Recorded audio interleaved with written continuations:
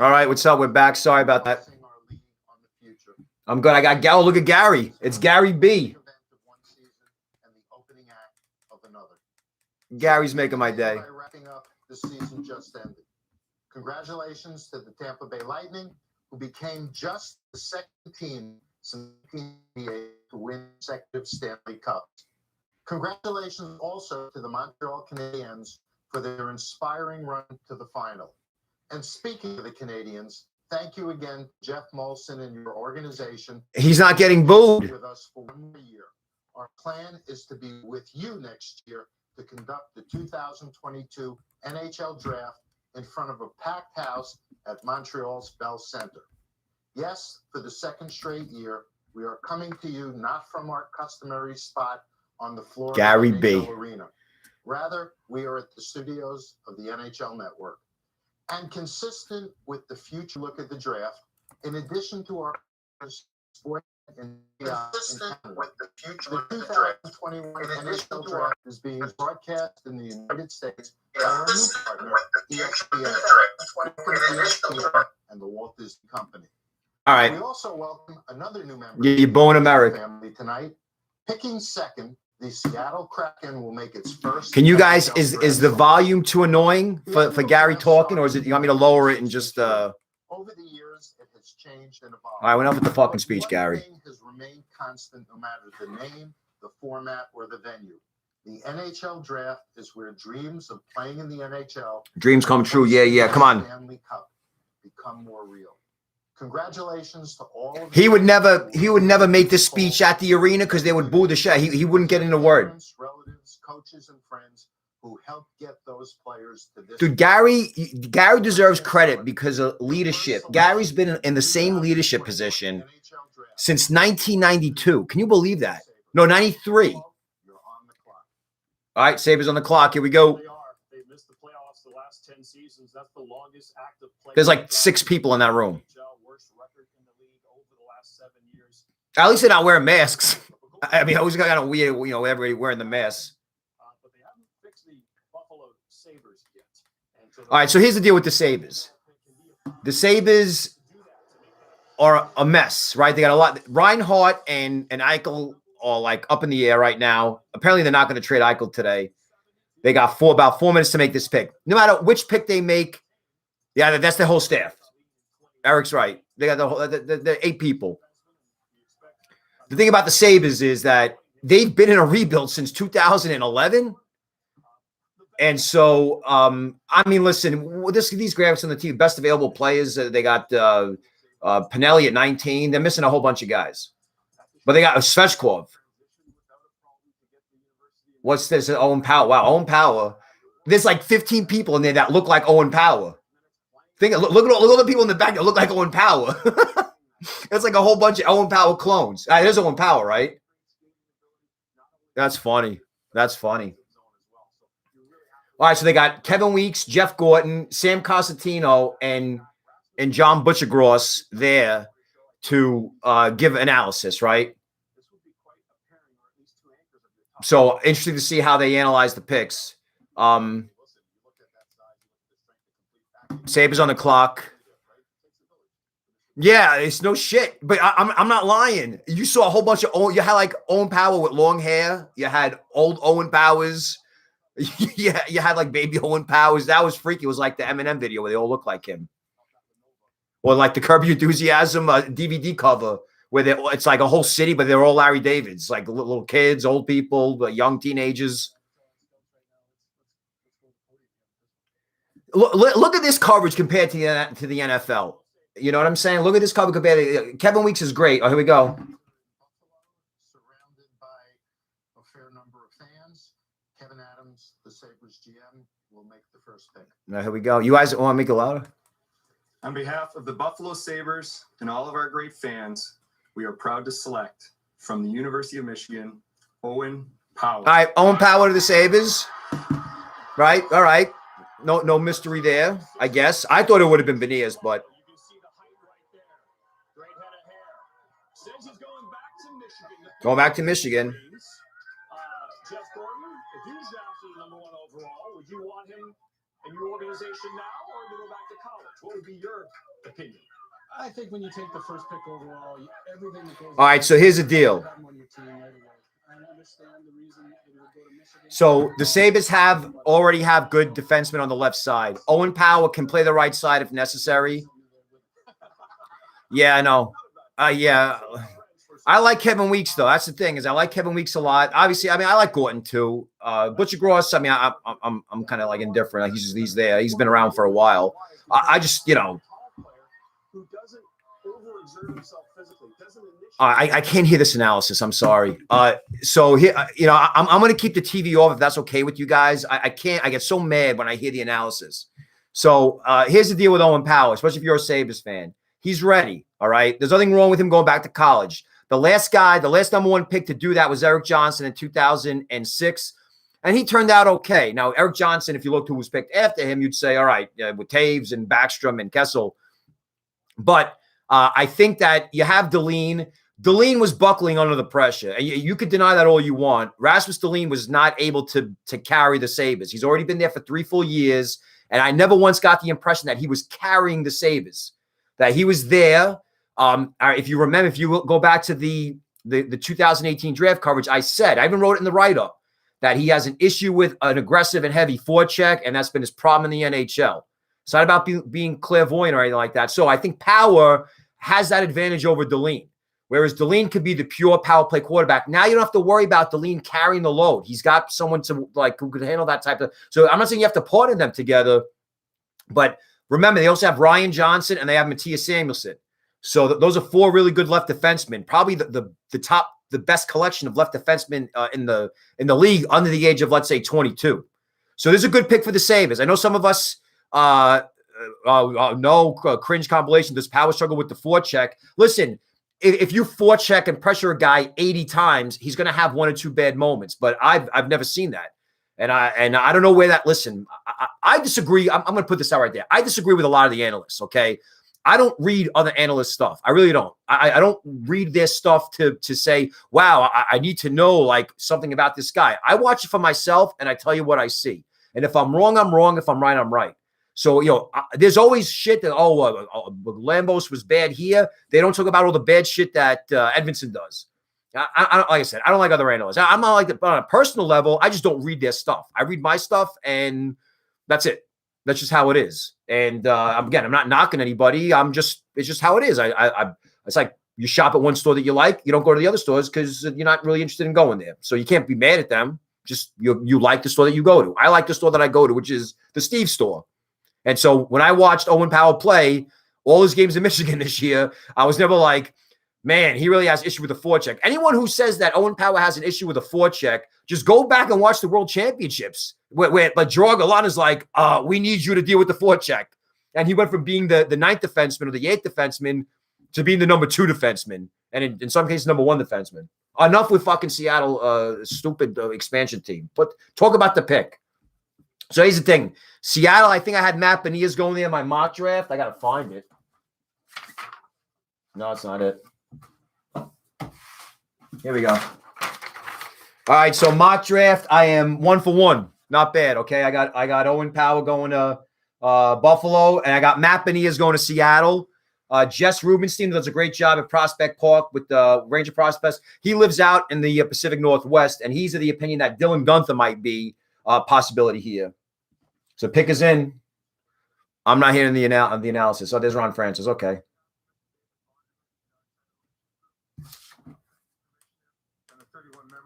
For welcoming the Seattle Kraken. Oh, God, make the fucking pick already. I hate this. Of our passionate fans, I'm proud to make the historical first ever amateur draft selection for our team by choosing from the University of Michigan, Matthew Beniers. 2 for 2. Matty Beniers. There you go. All right, Matt Beniers to Seattle. I like Matt Beniers. I think he's a great kid.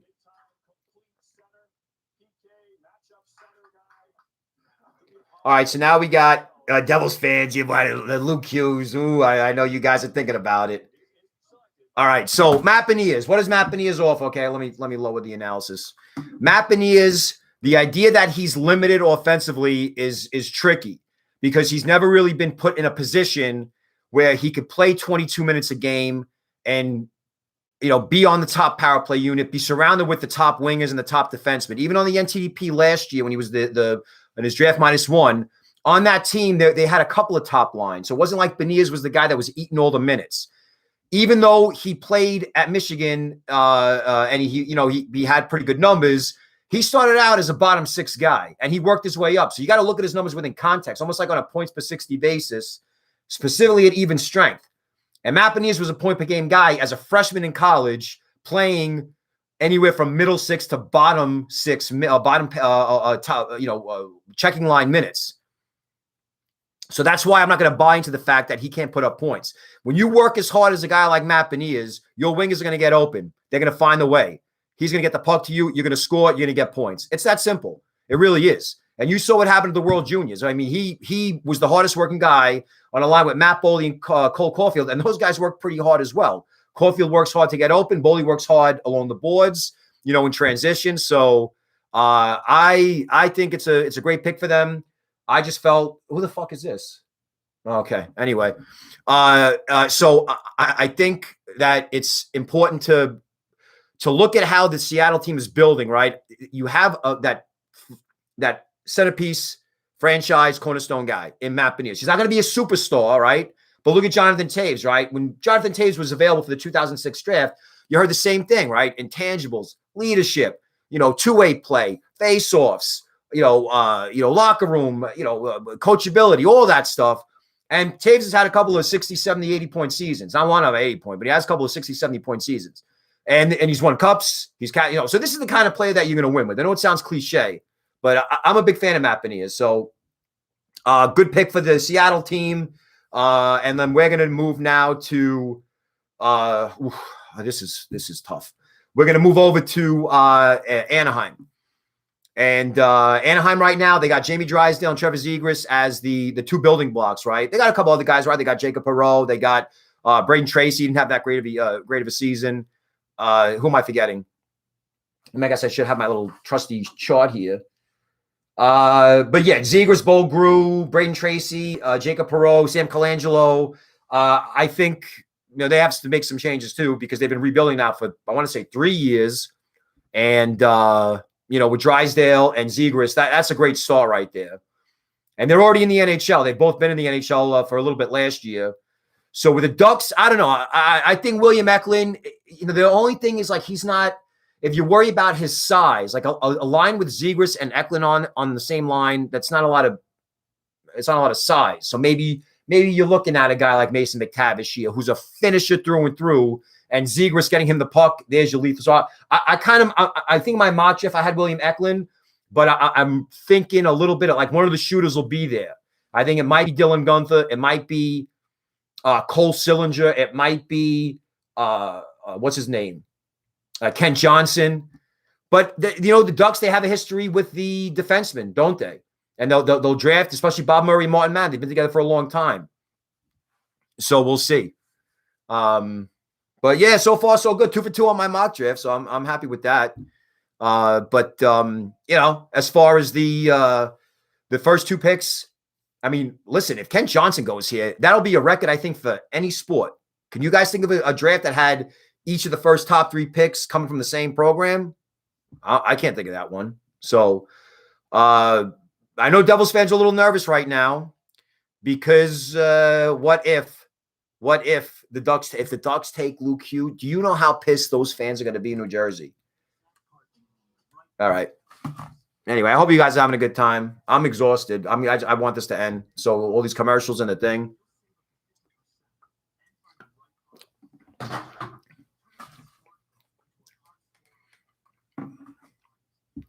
Well, I don't know.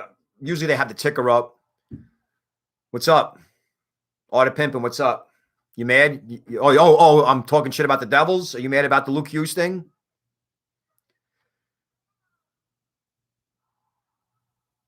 Yeah, Anthony. Yeah, he's an old school guy, right? He's an old school guy.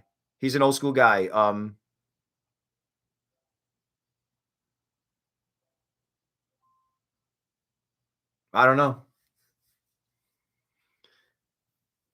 Yeah, I don't know, man. I'm telling you. Listen, I'm just saying. if Luke Hughes goes to Anaheim, you're going to hear, if you live in like the New York area, if you live anywhere in Jersey, you hear explosions. Those are the heads of Devils fans just exploding. Oh, look at that. The stream cut out. That's great. I don't know if this is meant to be.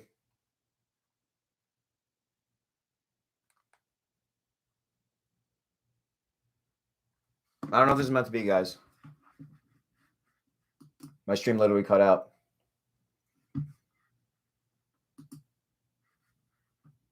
Hold on.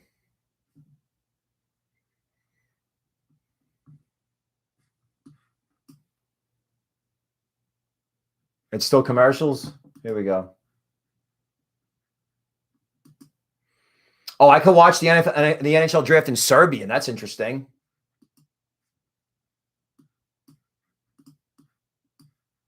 What the hell? This is crazy.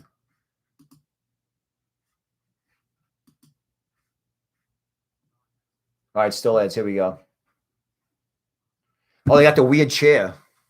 You know what's funny about all these weird chairs? I guarantee you, if you get one, you'll love it. You know what I mean? The X chair. But I don't know if I'm watching the ESPN feed now. I think I'm watching some weird European feed. Frank, you're a huge Ranger fan. I don't know how old you are, but if you are, you've been suffering like I've been. All right, pick us in. That's what is that? Oh, that's the Ducks arena. That's the Honda Center. They got like they did a draft. Look, that poor staff. That poor staff, the work they had to do, they could just be in a room. If they were in a room, it would have been a lot easier. Imagine making the staff. I want you to go set up weird jerseys like out like this. All right, so Ducks, listen, you guys are rebuilding. And I know a lot of you guys can't accept that, but I think it's going in the right direction. The good news is that you have a whole bunch of teams rebuilding in that division. Stop announcing the picks. From the Honda Center. Hold on. Stop. Hey, Jake, stop announcing the picks. Anaheim Ducks selection number 3 will be made by Executive Vice President and General Manager Bob Murray. Bob, you're up.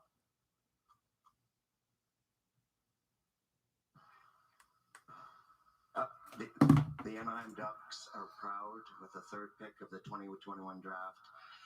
Happy and excited to draft from the Peterborough Pete's hockey team, Mason McTavish. All right, McTavish.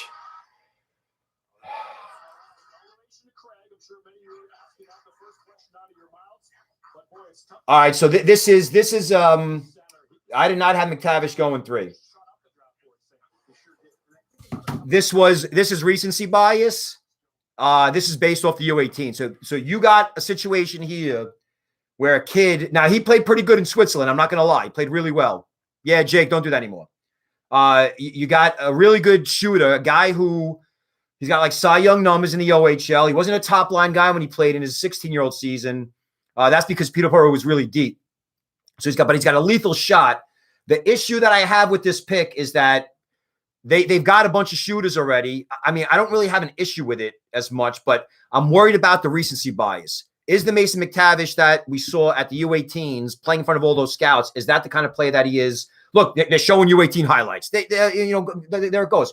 Where are the highlights from his time in Switzerland? Where are the highlights from his time in Peterborough? I know they showed a couple of them, but I think he was so good, and it was almost too good to be true, right? When you watch a kid and then they come out of nowhere and in a short sample size absolutely dominate and crush it, you got to wonder, like, all right, well, where was that kind of play? But in his defense, he was like almost that electric and energized and physical in the Swiss League. Now, Swiss League isn't like fucking college like Hockey East or Big Ten. It's Switzerland. So these guys were like, who the hell is this guy hitting me? It's like buying a soccer player after a good World Cup or European Cup. Yeah. Well, listen, I like the pick. If you're a Ducks fan, I like the pick. I think it's okay. But again, Mason McTavish, big body, physical, in your face. I think his playmaking is underrated, but we've just never really seen it yet. When he was a center for, and listen, he didn't play center in the Switzerland. He was a left wing. And he played a little bit of center at the U18 World. I think he might have played center the whole tournament. So again, I don't know, but you could justify that pick. Absolutely. I just think that when you rank a kid like that ahead of Matt Beniers, when you get to take a kid who was, a potential top 10, 15 pick to make him a number 3 pick, that has everything to do with, oh, look at that. Oh, there's the Hughes crew. All right. There we go. Good hockey family, good people, easy to root for. I'm definitely pro Hughes, even though none of them are on the Rangers. But listen, yeah, look at that. Oh, yeah, we go. Yeah, you know what I'm saying? You got to do it. Oh, wait, hold on. Is this was that Elliott Free? Who was that walking? I really don't want to hear the analysis. Yeah, do not spoil the picks. Next person that spoils a pick, you're getting kicked off. I'm saying, can I do that? Yeah, I could do it. I could just remove you. I have that authority. So, listen, for the Devils, let's shift now and talk about those Devils. Forget about the right side. You could address that later on. The left side is loaded of the defense. You got a million prospects everywhere. You got wing prospects everywhere. You already said it's center ice. So this is a gravy pick. You know what I mean? You can do whatever you want. I know that you're upset about the season. I know that it sucked and you're tired of the losing and you want to get back to the old days. But this is if you draft Luke Hughes, I think it's going to make Jack Hughes a better player. It's going to make Luke Hughes a better player. Your power play is going to be deadly. You're going to have a power play with Luke Hughes, Ty Smith, Alexander Holtz, Jack. I mean, that's crazy. So you can't think about it, though, next year. And please, no fucking World Junior takes if Luke Hughes goes 2 games without scoring a point. All right? Let's focus on when they're 24, 25 years old. That's what you really care about.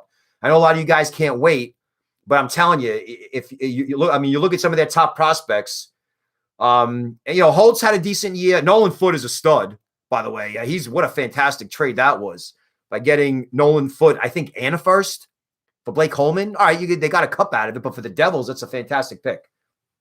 So I really like Luke Hughes here. If they go Brandt Clarke, guys, not the end of the world. All right, he's a really talented play. He solves the problem on the right side.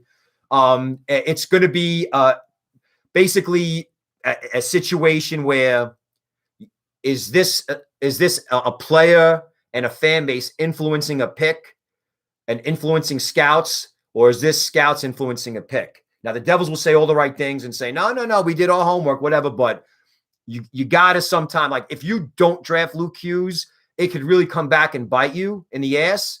If you do draft him, no one's going to say you made the wrong decision. And that's why I think you got to take him. I think you have to take him. Even if you skip on him and you draft someone that becomes a superstar, all right, there you go. Oh, we didn't draft Luke Hughes. But you know what?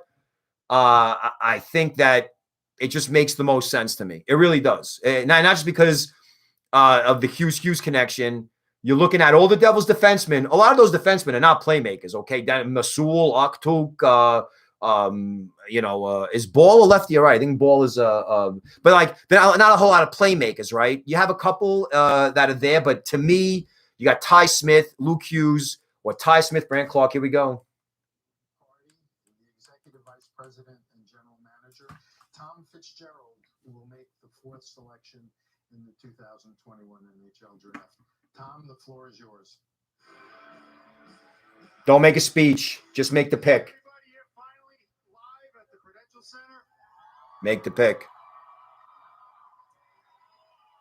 I want to thank all our staff behind me for all their tireless work they've put in this last 2 years. Oh my God! Yeah. With the 4th overall pick, the New Jersey Devils are proud to present pick from the USA Development Program, Luke Hughes. Hughes, is he drunk? Is Fitzgerald had a tough time making those picks? All right, so Luke Hughes.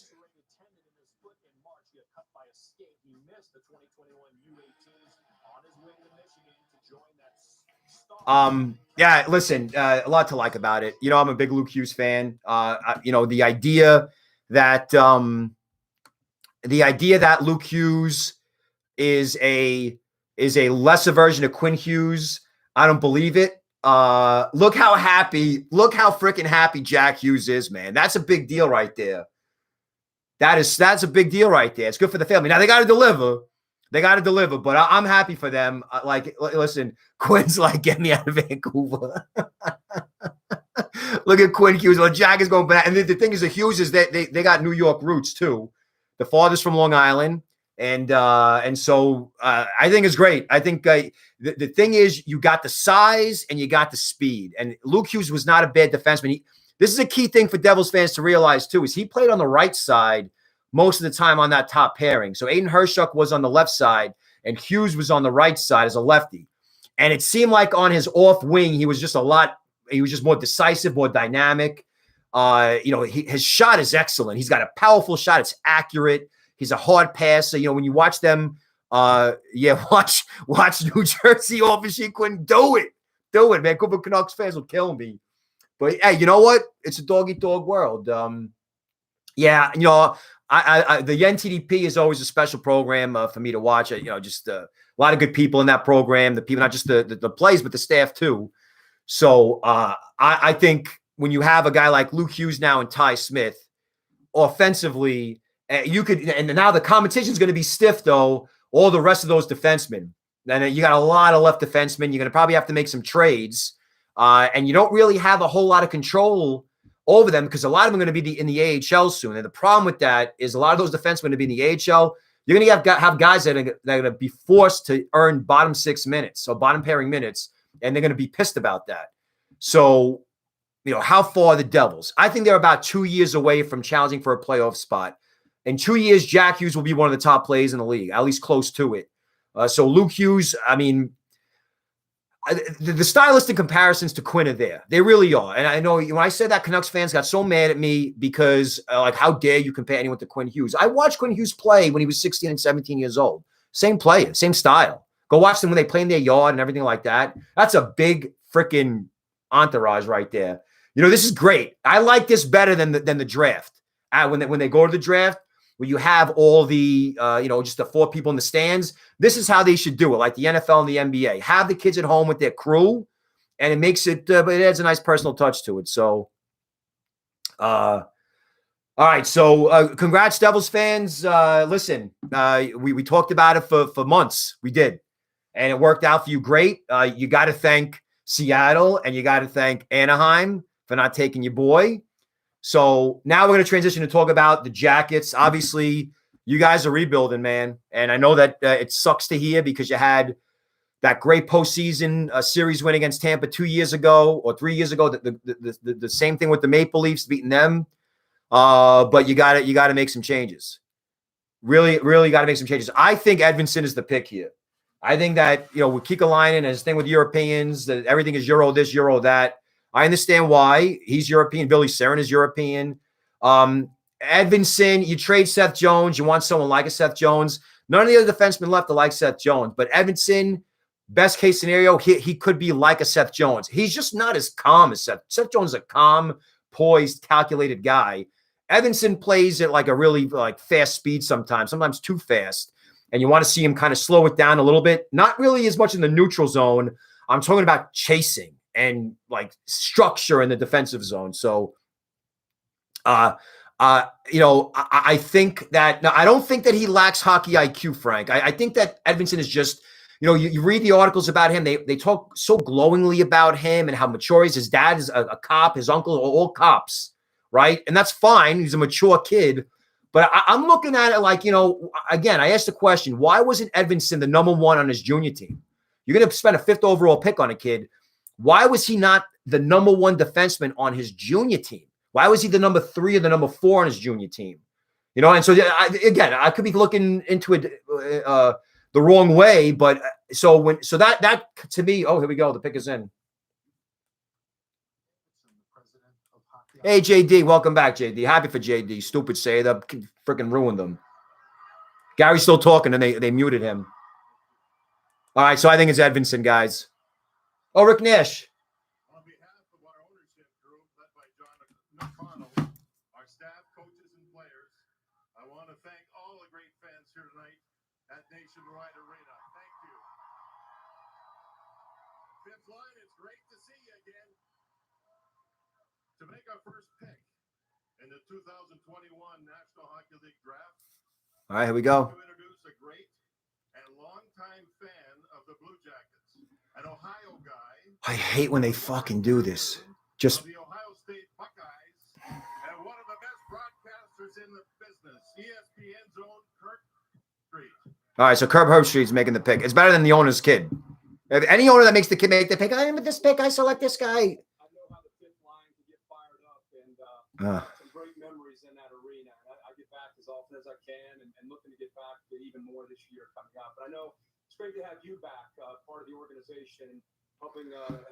What'd you have for dinner tonight? What do you have for dinner tonight? What are you doing this week? Exciting time. This young man's name I'm about to read is about to play for the most passionate. Ay. In the NHL. So with the fifth pick in the 2021 NHL draft, the Columbus Blue Jackets select center Kent Johnson. Kent Johnson going number 5. Look at that. All right. I like this. I like this pick. I like this. So 3 Michigan Wolverines in the top 5. History right there. Good pick. Good for Columbus. This guy could be dirty at times. Of all the people in this draft class, he is within the top 3 most dynamic players. And it goes back to his BCHL trail smoking. All right, so Kent Johnson, right? Big time scoring ability, right? He won the scoring title in the BCHL by 30 points over the next guy, and that was in his draft -1 season. Incredibly flashy. His game, you want to talk about structure. His game had structure with Michigan this year. The only thing, well, yeah, now you can't count that, Will. No, he didn't play for Wolverines. They'll be on the Wolverines next year, probably all 4 of them. But with Johnson, there's really no red flags. I don't understand why people beat up on this kid. I didn't see it. He's a great competitor. He's got the outstanding stick skills.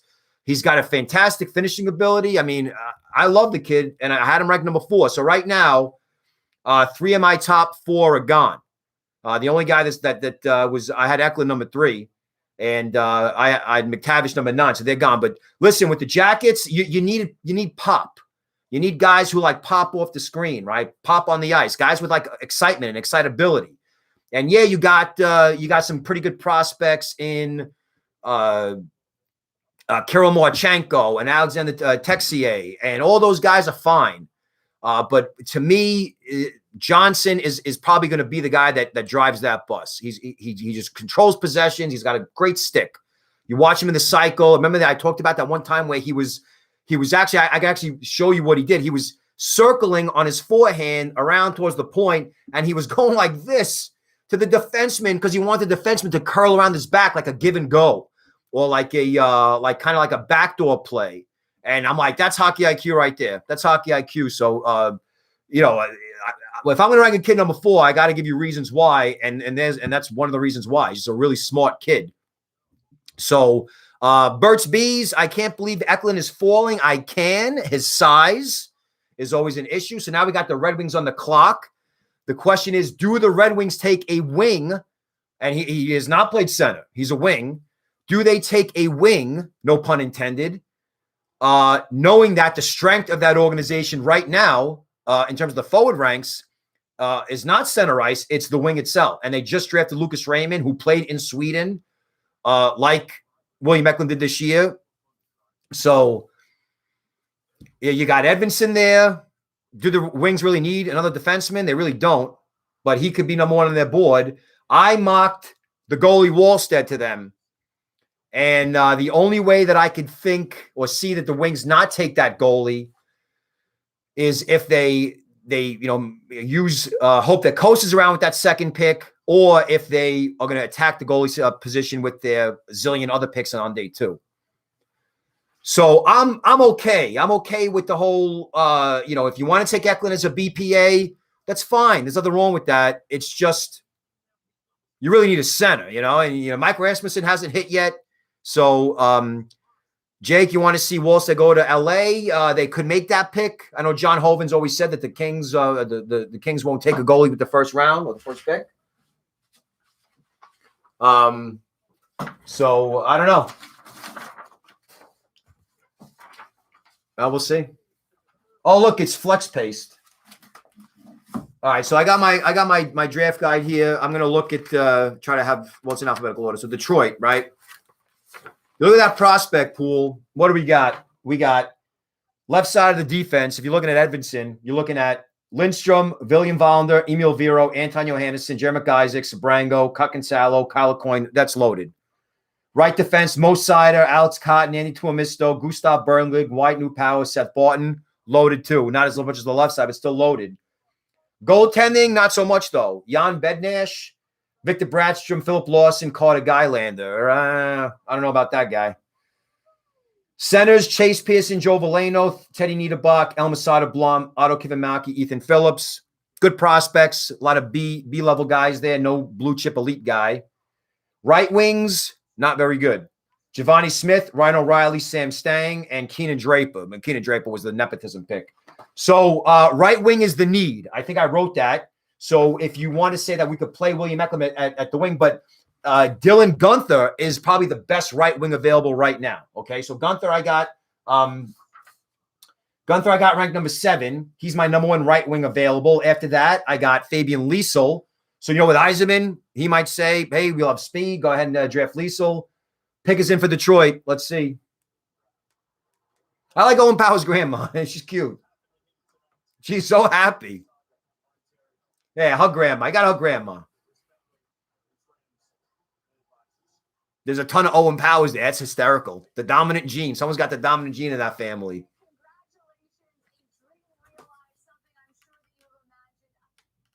All right, dude. The pick is in. Why do they do this? Like no other league does this. It's professional. It's all about, freaking the pick and the fans. Like, what do we... They're doing the interviews. Like, the pick is in. Stop showing weird paste commercials and then, do the interviews. All right, anyway. So, Detroit, I already told you how I felt. Is Wallstedt a better prospect than Askarov? No, I don't think so. I don't think so at all. Now, Wallstedt, he might develop into a fantastic, and I think he will develop into a number 1 NHL goalie. How good he'll be, I don't know. But I don't know why it's lagging now. It just started lagging. All right, so the pick is in. We're hearing Owen Power interview.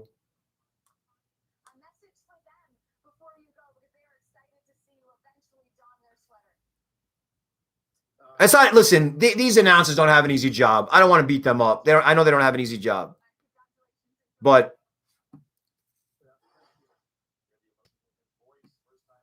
the pick is in. The pick is in. Oh, here we go. Where are they? The Kremlin? What kind of a fucking setup is that? The white. What is that? That's weird. I don't like that. Sorry. All right, here we go. Wings about to make the pick. To make the number 6 pick is 10-year-old Harold Washington. Okay. I hope he's a kid like that needs. Of children in the city of Detroit who are experiencing the joys of learning hockey through the Red Wings Learn, Play, Score program. Harold, take it away. All right. Okay. He's not an owner's son, so go ahead. A little Harold. With the 6th pick in the 2021 NHL draft, the Detroit Red Wings are proud to select from Frölunda, Sweden, defenseman Simon Edvinsson. Red Wings take Edvinsson. You knew that was coming. All right, listen, I don't agree with the pick. He was now. So listen, that defense on paper right now is the best defense core in the league, prospect wise. But I just here. Look, you're adding Simon Edvinsson to a left side that already has Lindstrom, Vero, Wallander outplayed Edvinsson this year, by the way. Wallander, Vero, Johannesson, McIsaac, Sabrango, Cuckinsalo, Coyne more. I mean, that is a lot of competition. We'll see. We'll see. That's all I'm going to say.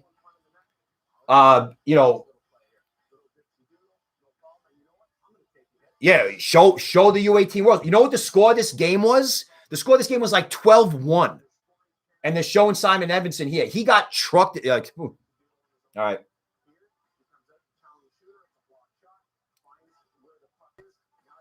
All right, so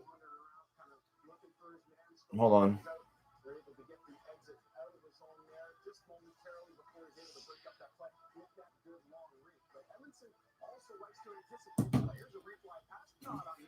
All right, so listen, you got a lot of picks, Detroit. Now, I don't know why. Why is it lagging? I don't know what happened. The feed was fine. Anyway, that's better. I think it was just a power cord. Listen, with the Red Wings, you needed centers and you went for the best player available. So now you have Sider, Raymond, all European guys at the end. The last couple of drafts. Like I said, I'm not an Edvinsson guy, so I can't say that I'm happy with the pick, but I understand why. He's a big kid. He's got poison the pressure. He's a good physical. He's, I think, the most physical out of the big four defensemen. So, no, it wasn't the internet. It was I plugged into the power and the it's not choppy. Is it still choppy? It shouldn't be. Oh, this coverage, man. This is why I do the live stream. Really, is because maybe give you guys another option from the actual coverage itself. Yeah. So now, all right, let's talk about San Jose. Yeah. It was just I was charging. Let's talk about San Jose and their options. San Jose, they need defensemen really bad, like really, really bad. Like San Jose, I think has only had, and you want to talk about Mario Ferraro, that's fine. But I know that they've only drafted a handful of defensemen. The problem with San Jose is that they have Vlasic, they have Carlson, they have Burns.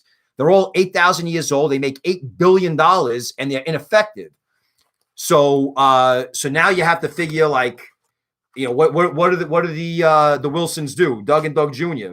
They went all forward last year. They had 9 picks or 10 picks, and they went all forward. So I don't know if they do that again this year.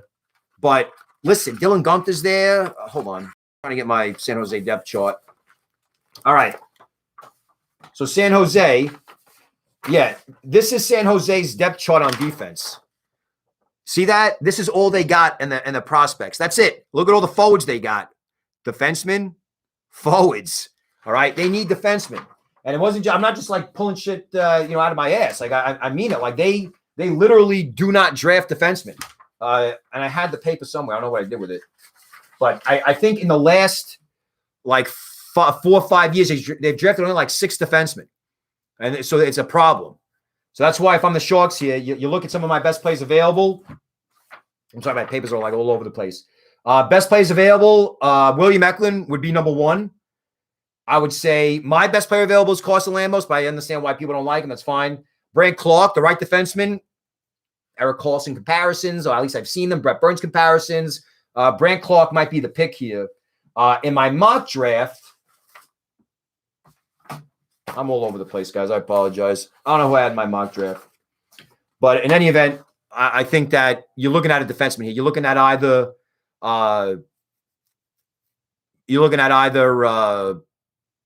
Brandt Clarke is the only big name left. And I had him ranked number 6, and they're about to go to number 7. So hold on, see something. All right, so I don't know if the Sharks are going to agree with me on this one. All right, hey, Jerry, what's up, Tiganis? Fellow Greek here, who do you think the Bruins will go for and reach? I think they go for skill. They've gone for big guys like crazy the last few years. I think they go for skill. So the pick is in for San Jose. Now let's wait for the interview to finish. Sharks are on the clock. Sharks are an interesting franchise. A couple years ago, they're in the Cup Finals, and now suddenly they've fallen off the face of the earth. They've missed the playoffs for 2 straight years now. What's up with the Sharks? Well, I mean, they seem to be victims of their success and their consistency that they've showed for 17 years. Yeah. All right, the Sharks are old, okay? That's the problem with the Sharks. They traded away all their picks. They loaded up. They had all those runs with the Graybeards, and it didn't work out. And now this is the first time in franchise history. I'm sorry, the first time since 96, 97, and 95, 96, 97, where they did not make the playoffs in back-to-back seasons. That's a long time. So that is that's your pyramid right there. The top of the pyramid, like we did not make the playoffs back-to-back years for the first time in 20-something years. That's the problem. And I think that when you look at their farm system, yeah, the Sharks do well. The Sharks do well with the undrafted types, the late round picks. Here's a good stat with the Sharks that they didn't say in the broadcast. The Sharks have drafted at least 1 NHL regular in, I think, each of the last, in like 12 drafts. I want to say between like 2017 or 2000, whatever, 2002 and 2017, or 2005 and 2017. So they hit on guys. They know what they're doing when it comes to scouting and drafting. The issue was they have to stay competitive. They want that arena packed. They went for it all. They went for the home run swing with Erik Karlsson. It backfired. All right, so here we go. Doug Wilson Jr., good guy. Guenther, maybe.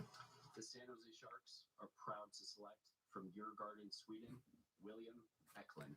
They went forward, and they take William Eklund, okay? So he was their best player on the board.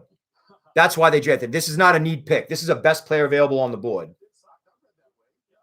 Well, he's a slippery winger, tons of skill, 5'10", but really competes down low, Sam. This is a guy you just expect. I think they're all quoting my draft report. From the start of the year to the end of the year, he's been the most improved player in Europe. I know Sam Cosentino did because I put in a stat. I sent Jeff Marek my free draft report, like right before the draft, right? And I put in a stat about Luke Evangelista that he had 38 of his 42 points were even strength. Nobody else wrote down their draft report. Cosentino goes on TV, says, and Luke Evangelista had 38 of 42 points even strength. I'm like, I wonder where he got that one from. But anyway, good pick by the Sharks. Another small forward. They've been drafting a lot of small forwards lately. With some monster names, this guy's ranked fifth in that great country of Sweden. All the great produced. That should be somewhat predictive of what he can do for the San Jose Sharks in the future.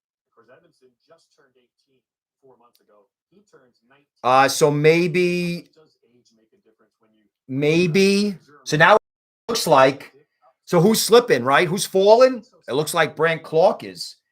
So Brandt Clarke right now is going to be available maybe outside the top 10. He might be there for Ottawa. As far as the Eklund pick for the Sharks, I agree. 2001 Lex to Leonis. I think that with Eklund, dynamism, right? He's my number 3, so obviously I love him. A lot of skill. The individual battle level, I like that. He fights one-on-one, not like in a mean, aggressive, dirty kind of way, but he won't back down, and he's an inside player too. Oh God, these little tidbits, I hate when they do this. You know what I mean? Like break down his play. I get whatever. One day I'll be savvy enough tech-wise to do all types of funky video stuff and breakdowns and whatever. I'd like to. But as far as Eklund goes, so he played on Djurgården's third line with Alexander Holtz, and I thought that Eklund was the better of the two, even though he's around the same age as Holtz. They were both born in 2002. The thing with Eklund, though, is he didn't get to play in any of those big tournaments because he was either hurt or he was aged out. So the highest U18 or U19 or first-year eligible scoring rate in the SHL since, I believe, Lindholm in 2013. So the kid could produce. He put up about 25, 30 points in about 45 games. And, you watch him play, he's dynamic. So is he Burmistrov from back in the day who didn't pan out? Or is he going to be like a Cole Caulfield or like one of these young, small, dynamic wings that just dictate play? I think he can be. And again, the fact that he played against men for 2 years and was able to deal with the physicality of it and still be effective. The other thing you got to factor in about Eklund is his passing ability, long-distance passing ability. He's almost like a third defenseman. So if he's got the puck near his own net and one of his wings is, pick is in for the Kings. Oh, sorry. With the 8th pick in the 2021 NHL draft, the LA Kings are proud to select from the Barrie Colts of the OHL. Brandt Clarke. All right, so Brandt Clarke to the Kings. They didn't really need. Oh my God, my goodness. Well, there's Grant. They're going crazy. That's fun though. I had them.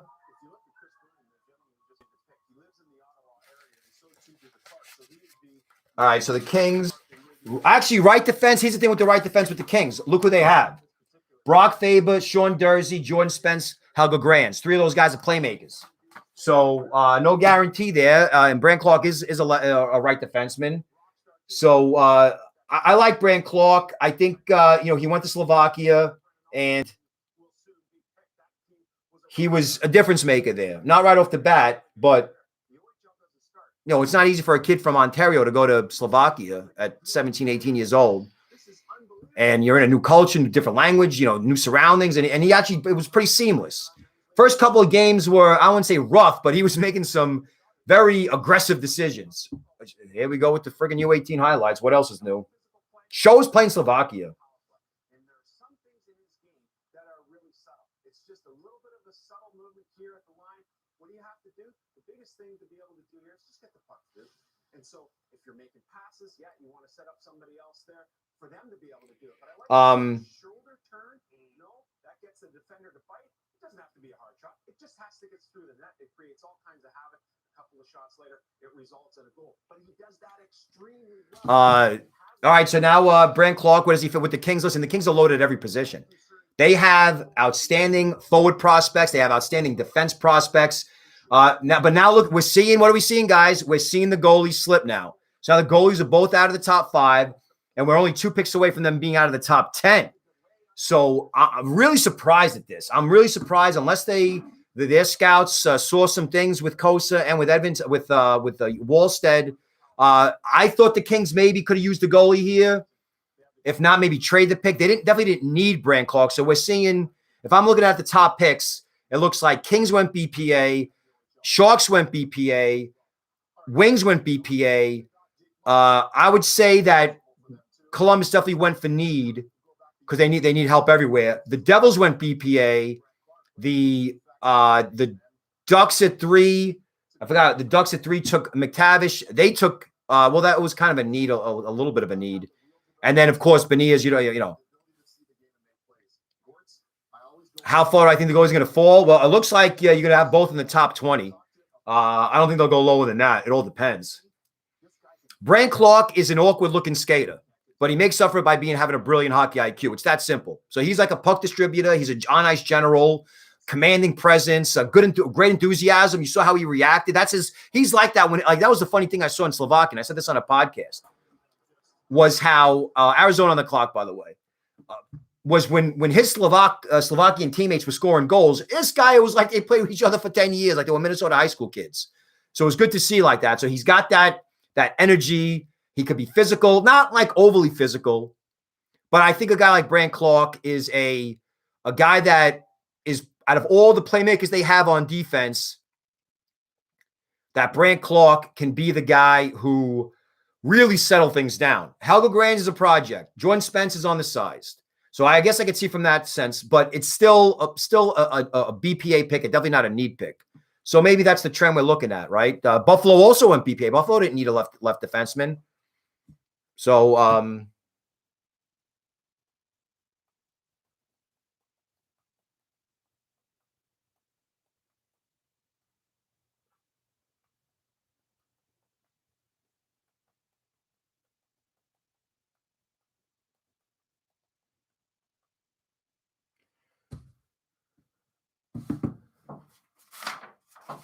Anaheim, let's see. Yeah.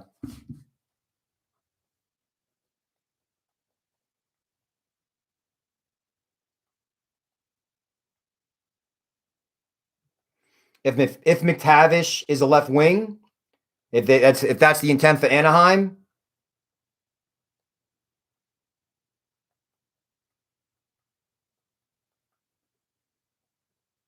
All right. Yeah, Brandt Clarke could be an agitator as well. He could be a little dirty too. I think he got suspended for a big hit. I think it was an elbow early into his time in Slovakia. So for me, what sealed the deal for Brandt Clarke, for myself personally, was his play in Slovakia. Like league play against men, elite league in Europe, different style. It's not the OHL where it's up and down, run and gun. Like it was a lot of mucking and grinding. And I really like the way he was able to control the pace of the game. I like the way that the forwards on the breakouts in the beginning, they're like, who the fuck is this kid? But like towards the middle of the season, or the middle of like his sample size, which is about, I think, like 25 to 20 games, you saw those forwards dropping back, right? Dropping the pass back or your hook pass or whatever you want to call it, because they know that Clarke was there. And so you have that kind of confidence in a 17-year-old kid, and you're like a 28-year-old European dude who, like, doesn't even barely probably speaks the language or doesn't understand the culture or whatever you want to call it. That says a lot. So it means that Clarke also must have been doing things right in practice and also in the locker room. So good pick for the Kings. I agree with it. I'm just saying it's not a need pick. It's a BPA pick. All right, so who we got next? Right now on the clock, we have the Arizona Coyotes. They acquired this pick in the big trade they made with Vancouver for Oliver Ekman-Larsson, the defenseman, and playmaker wing Connor Garland. How the hell you trade him, Arizona? I don't get that. For the 9th pick, really? You couldn't get 2 first-round picks or something? So Arizona's pick is in. I obviously didn't have them mock taking a kid because they forfeited their 11th pick. So in a way, this kind of makes up for the shady shit that Chaika did. All right, Gary B. From the Gila River Arena in Glendale. I say Gila River. Director of Amateur Scouting, Darryl Plandowski. There's Mr. Plandowski, okay. In the 2021 NHL draft for the Arizona Coyotes. Darryl, you're up. All right, here we go. Yotes. The Arizona Coyotes are proud to select from the Edmonton Oil Kings Dylan Guenther. Dylan Guenther goes to Arizona. Strong pick. Like the kid a lot. Dual threat. Right wing who plays like a center. He could pass it. He could shoot it. Pretty clean skater. Good speed. Good effort. Kills penalties. Is aggressive. Doesn't like getting hit. Right? And when I mean he doesn't like getting hit, I mean like he'll hit you back. So if you hit him, he'll be like, wait, who's that guy? And he takes numbers down. He goes after him. So I like that aspect of his game. Really good penalty killer. Power play quarterback. Was averaging 2 points a game in the WHL before he left for the U18 Worlds. Now, at the U18 Worlds, he got criticized. I don't know why. I mean, he was on the top line there. There's only Shane Wright and all these guys. You watch his play with Edmonton. He's the number one guy. He was on a line with a guy named Jake Neighbors. He was a first-round pick for St. Louis a year ago. And I thought that Guenther, with the physicality of Neighbors, the playmaking, the vision of Guenther, it was a really nice combination. And so the shot is lethal. The skating is impressive. He really checks all the blocks. The thing is, he looks like he's about 6 foot 165, but he's really about 6'1", 185. And he's going to get even thicker. So I think with Brandt Clarke, with Dylan Guenther, you're looking at a kid who might be closer to the NHL than we think. I think this is a good pick. As far as need goes, Arizona needed help on the right wing. He wants to improve. 16 years old, Brad Lauer's not using you on the PK. You got to earn your chops, son. So we went in all the meetings and said, down the road, this is something I'm going to be able to do. So we learned it. Dave Barr takes him, puts him on the PK at the under 18s. No problem at all. He was so effective. Every time there was a PK, he was out there, and it was a highly successful penalty kill, largely in part to Dylan Guenther's work. He is a constant learner, this guy, a 15-year pro in the making. I love big-time goal scorer. I love hearing that. And what I like about him, you see. All right, so with Arizona getting rid of Garland now, and I think Garland was a left shot right wing, if I'm correct. With Guenther, he could play either or. He plays like a center. And so I think with Arizona, the issue has always been goal scoring. This kid buries his chances. And now he doesn't bury his chances because he's positioned properly. Because he's lucky. He buries his chances because he's smart, very high hockey IQ. He just knows where to put himself. And so because of that, you're going to get all your garbage goals, but you also get a lot of points in transition as well. So hold on. There we go. Might better. Okay, we go. All right, so Ottawa Senators on the clock at 10. You don't really need a whole lot. You had 1 million picks last year. You got a bunch of picks this year. Obviously, great young nucleus in the NHL level. Really good kids down in the farm at every position. You got goalies. You got defensemen. You've made trades to get a lot of picks. So this is, like I said, a gravy pick where you can do whatever you want. Hold on a second. Let me get in my mock draft, I had you guys taking Cossa, the goalie. So Wallstedt's available here. It'll be surprising if both those goalies slip past Ottawa because Ottawa doesn't really need anything. They don't need goalies, but none of their goalies could match up to a guy like a Wallstedt or a Cossa in terms of long-term development, right? We're looking at, they got the kid. Decor just got picked up in the expansion draft, but they got the other kid they got Gustafsson, I think. I always forget. Hold on. The Sens are in a good spot. They really are. I'm a little unorganized here, but it's okay. All the moves that happen. With the Sens, you have to be happy with the season, though, right? You had that great comeback win. That was fantastic. All right, so here we go with the Sens depth chart, right? We got left side of the defense. We got Jake Sanderson, Tyler Kleven, and that's pretty much it. So maybe left defense isn't a position of strength at the prospect level. All right, goalies, you got Gustafsson, Mad Sogard, the big Danish kid, Joel Decord. He's gone. He went in the expansion draft. Leavy Merriline that they had drafted last year, then Kevin Mandolese from the Quebec League. I like Gustafsson. I like Sugard a lot. I think, though, but like I said, Edvinsson and Cossa, they have the higher ceiling than any goalie I just mentioned. Right defense, you got Lassie Thompson, Bernard Docker, Maxence Gannett, and then you got, of course, Shabbat. You got Brandt at the NHL level. He's a lefty, though. There's a lot of quality plays in Ottawa on both sides of the defense, so they don't really need defense, and they could address the left and the right side of the defense in the later rounds because they have a whole bunch of picks. Left wing for Menton, Crookshank, Cole Reinhardt, Roby Yarventy, Eric Engstrand. All right, not great, but remember, you also got Stutzler, and you got Brady Tkachuk, you got Josh Norris at center ice, you got Drake Batherson, you got you still got Colin White. You got Shane Pinto coming up at center ice. You got Ridley Gregg. The right wing, though, maybe not as powerful. Victor Lodin, very underrated prospect for the Senators. Highly skilled guy. Igor Sokolov is the big goal-scoring guy that has one of the great shots, but he's like a big, I think he was a double overage pick last year, playing in the Quebec League. Abramov, Davidson, the guys you got in the Duchesne deal haven't really panned out yet. Luke Lowe-Height, Todd Burgess. Okay, those are like C-level prospects. So not a bad idea if the Sens go for right wing, if you want to go for need. But I think if you want to go BPA, and this seems to be the theme, as of right now, it looks like that Cole Sillinger, Fedor Svechkov are the guys that you have as your BPA type. So we'll see what they do. To all our fans watching on TV, j'aimerais juste saluer tous nos partisans qui regardent à la télévision. We can't wait to see you again on October 14th. The Ottawa Senators are proud to select les Sénateurs d'Ottawa sont fiers de choisir from the USA National Team Development Program, Tyler Boucher. Wow. That is a massive, massive, massive reach. I'm happy for Brian Boucher. I really am because, his dad is that is a big reach. Okay. Boucher I had ranked in the 50s. A lot of us had him in like the late first round at best. That is a reach. So we'll see. And I'm not knocking Tyler Boucher because he's a power forward. He's physical, he's skilled, but top 10 pick. We'll see about that. And I think about some of the recent acquisitions they've made. Nick Paul, we talk about Amadio. Could have traded down. These are all guys that fit the mold of what DJ Smith wants to play with. Jake Sanderson's got a little bit of that in him as well. And now you go to this guy.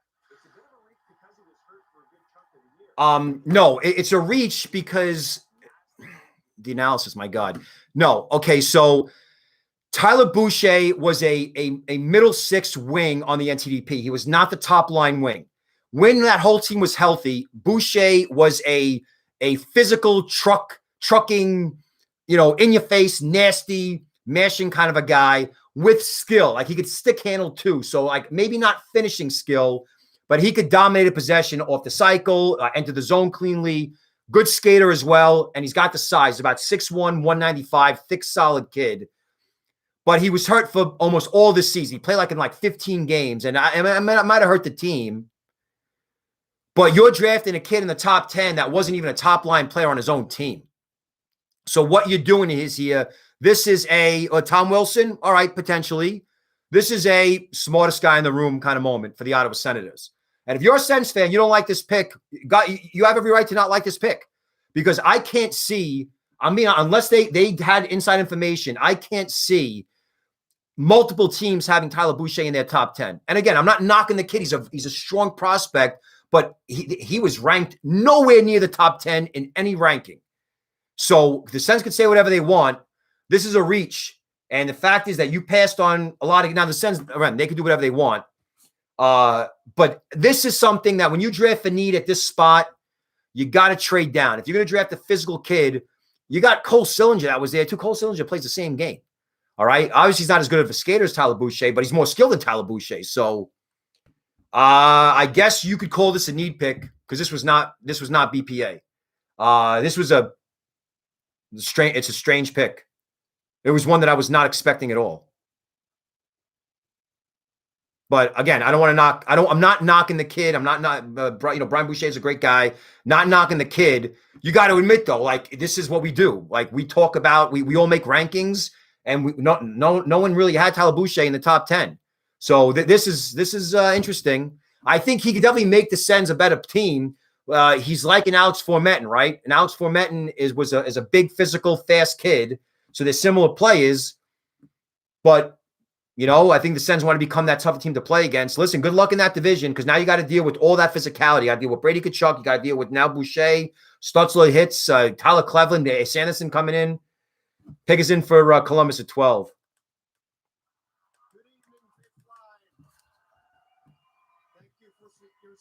Well, We really appreciate it. With the 12th overall selection, the Columbus Blue Jackets are proud to select from Sioux Falls Stampede, the USHL, Cole Sillinger. All right. So no goalies in the top 10, by the way, guys.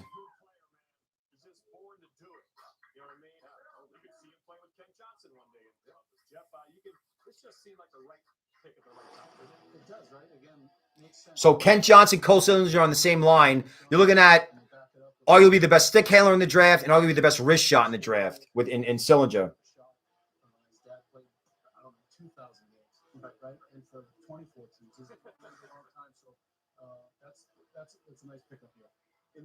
I mean, skating's a concern, but not that big of a concern.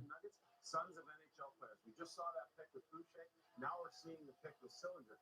From the start of this guy's life, he's been around the room, hanging out with Rick DiPietro, Nassau Coliseum. Then he goes to play for Willie Desjardins, former NHL coach of Medicine Hat Tigers, scores 22 goals, transitions, gets an early jump on everybody to go to the USHL because the NHL got off to a late. All right, so he was my number 10 pick, right? So far so good for my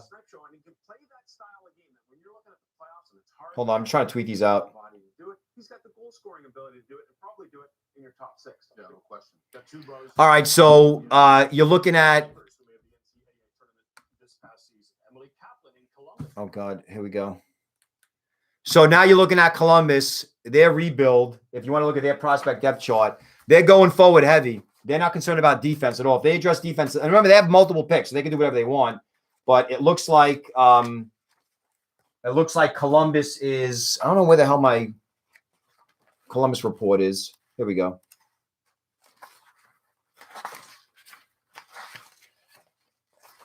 All right, so Columbus, if you look at your depth chart right now, well, let me talk about Cole Sillinger for a little bit. Now, he's a Western Canadian kid. His dad, Mike Sillinger, was a NHL player, first-round pick of the Red Wings back in 1989, 2000.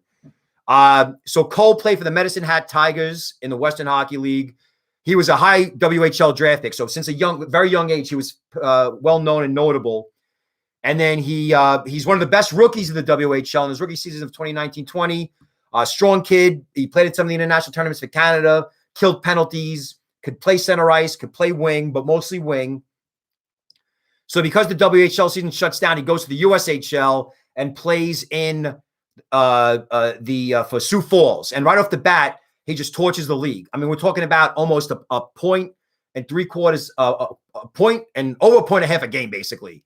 And he was among the top 10 leaders in goals, and he only played in like 34, 35 games compared to 55 for everybody else.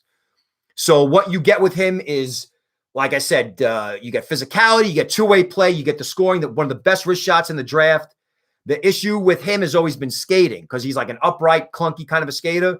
Doesn't impact him in open ice, doesn't impact him getting away from pressure, evading, being elusive and spinning off checks. How do you put up over a point and a half a game in a league if you're too slow? USHL is no joke. It's a defense goaltending-centric league, and he was able to smoke the dog shit out of it. So I think it's a strong pick. I had him ranked number 10. He goes number 12. And now you're looking at a combination in one draft class of Kent Johnson, and Cole Sillinger, and now you're adding them to the likes of Kirill Marchenko and Chinikov, right? And who's the other guy I love? Oh my God, how did I forget his name? Voronkov, the big physical guy. So the wings are big. The wings meaning the wing position for Columbus. You're big, you're mean, you're strong, you're skilled. And I know Torts is gone, but that's the kind of team that he liked to build. So, Ottawa, you love the Boucher pick. Are you an Ottawa? Tim, are you an Ottawa fan? Because it's surprising. So right now, the only kid in my top 10 who didn't, or really, the only kid that obviously I was incredibly bullish on was Lambos, and I knew that was going to happen, but I stuck with it. But Power, Beniers, Eklund, Johnson, Clarke, Guenther, Hughes, McTavish, Sillinger. 9 out of my 10 go in the top 12, so not bad. And I made this. A lot of these guys were in that list that I made in September. So, like I said, just luck. I could have been wrong. So now, best players available. I believe we have Arizona, or we have Calgary on the clock. Calgary need a lot of help everywhere. Okay, all you guys are still in that cup contention window. The answer is no. Sean Monahan is regressing. Johnny Gaudreau, he was regressing. He bounced back a little bit, but he's not the Johnny Gaudreau he was a couple of years ago. You got Makachuk. He's great. We love him. You lost Giordano. You got Hannafin. You got Tanev. That's a pretty good pairing right there. You got Valimaki. He's fine. And then you got those two energy wings right down the pipeline. You got Peltier. And then you got the other guy, Conazari. He's a center, and Peltier's a wing. So the Flames do a really good job of finding no-name guys in later rounds or prominent guys who slip to the later rounds. They go to their team in Stockton in the AHL, and they do pretty well. And now we're seeing Adam Ruzicka. Remember him? I had him as a first-round pick. He was drafted in like the 4th round, and now he got promoted. So you might see a little bit of a rebuild right now in Calgary. Do you guys need a goaltender? Well, Parsons, I think he's got the injury concerns, right? But Dustin Wolf looks to be right now your goalie of the future. He's small, though. He's only about 5'11", 6 foot tall. So maybe you could say, well, look at Saros' year in Nashville, and he's not a big goalie. I could see that. So with the Flames right now, would it be a bad decision if they take either goalie? No. Do they need a defenseman? I don't think so. Looking at what they got, I think that most of the strength that the Flames have. Where the hell did it go? Hold on. All right. So right now, your defense last year, I forgot. Okay, so last year you drafted a whole bunch of defensemen. You drafted the big kid Kuznetsov out of UConn. You drafted the playmaking power play quarterback, Poirier. You got a Boltman, right? Ilya Solovyov. So you got some beef there, but here we go. Pick is in for Arizona. I'm sorry, for Calgary. For living on borrowed time, man. He doesn't have a whole lot of time left. Amateur scouting. Brad, the floor is yours. Thank you, Gary. The Calgary Flames are proud to select with our first pick in the 2020 Here it comes. NHL draft from the Clarke Cup champion Chicago Steel, Matthew Coronato. Ooh, look at that. Matt Coronato going to Calgary at 13. All right, great pick. Love it. Love it. Had him ranked in the 20s, but 13th overall. I think a great pick. Puck hound, the best puck hound out there. Kid wants to be the best player on the ice all the time. I mean, you watch this kid, he just takes over games. I don't care that he played for a strong team. He was, like I said, if Chicago, I'm going to quote Wu-Tang, if Chicago was Voltron, Coronato was the head, right? They formed like Voltron, he's the head. So he scored almost 50 goals this year. The stick handling, I mean, really, puck on a string. And it's so competitive. He's got fire. His nickname is the Bison. The play-by-play guy there in Chicago is great. I forgot his name, but he calls him the Bison. I mean, he's a fantastic pick. Without having to wind up a whole lot. So Coronato's 48 goals on a power play shorthanded. It didn't matter. This guy was scoring them at even strength all over the place. He had a chance to get 50, and he talked with Brock Shan, the coach there, at the end of the year. And they said, well, do we want to get some younger guys in? Do you want to rest up? And Coronato said, you know what? I don't need 50. I got 48, 16 above everybody else. Let some of the younger guys have a chance. Let me get rested up for the playoffs. And it worked out. They're Clarke Cup champs. Absolutely. Well, like a winner, he added the 7 or 8 he had in the playoffs and got his 50. Yeah, right. That's what they go. And that's who he is, a great character kid from New York, Long Island, know him well, a great family. The best player on the best team, to win the league. Those are the kind of guys you want, character guys. 40 points. Listen, Matt Coronato, you got Cannizzari and Matt Coronato right there. Two hardworking guys. Zari being more of a playmaker, Coronato being a dual threat, but definitely a finisher. That's going to set the right example. And, oh, by the way, you got Peltier as well. So I think you're looking at a culture change in Calgary. They don't want finesse guys. They don't want – listen, Matt Makachuk is there, and I'm not saying that Monahan wasn't a hard worker, but it just seems like to me the way they've been drafting some of the kids that they have the kid Emilio Pedersen. Oh, what a stud he is, a hardworking kid in their pipeline as well. So when all these kids, when they converge onto Stockton, eventually they'll graduate and get to the NHL, you're going to see the atypical tough team to play against, but they got skill. So, really, this is crazy. This is crazy listen, in my mock draft, I think I had Coronato going to the Rangers. Now, let's see. Yeah, I had Coronato going to the Rangers at 16. I had Guenther going at 12. Yeah, the goalies, man. No, goalies. People are anti-goalie. Freaking crazy. All right. Be prepared for the Rangers to take a defenseman, by the way. I'm prepared for them to take Cossa Kuhlmans. I'm prepared for them to take Cossa Lambos. I'm prepared for them to take a goalie, right? But right now we got the Sabres on the clock. And this was a pick that they got from Philly in the Ristolainen deal. So as far as the Sabres go, well, listen. If you don't take a fucking goalie here, you got problems. If you do not draft a goalie here, you've drafted 2 goalies in 5 years. You got the 2 best goalie prospects in the entire draft waiting for you right there. You got the defenseman. You got Owen Power. He could be a franchise type. You take the goalie. Coronato just got drafted, Frank. He went to Calgary. Well, you don't like him? Oh, I loved him. I watched him play a ton this year. I love the kid. It's not even that he's a New York kid. If you watched that Chicago team, he was so good. And you want to say his skating style or his stride, who cares? When you can dominate the puck like that, you're making people bounce off you because he's so strong and well-balanced. I thought that for the Rangers, just the hunger for the puck, right? Always want the puck. That you don't take a shift off. Every second counts, and that's the kind of play that Coronato is. But as far as Buffalo goes, listen, you got to take a goalie here. Buffalo has to take a goalie.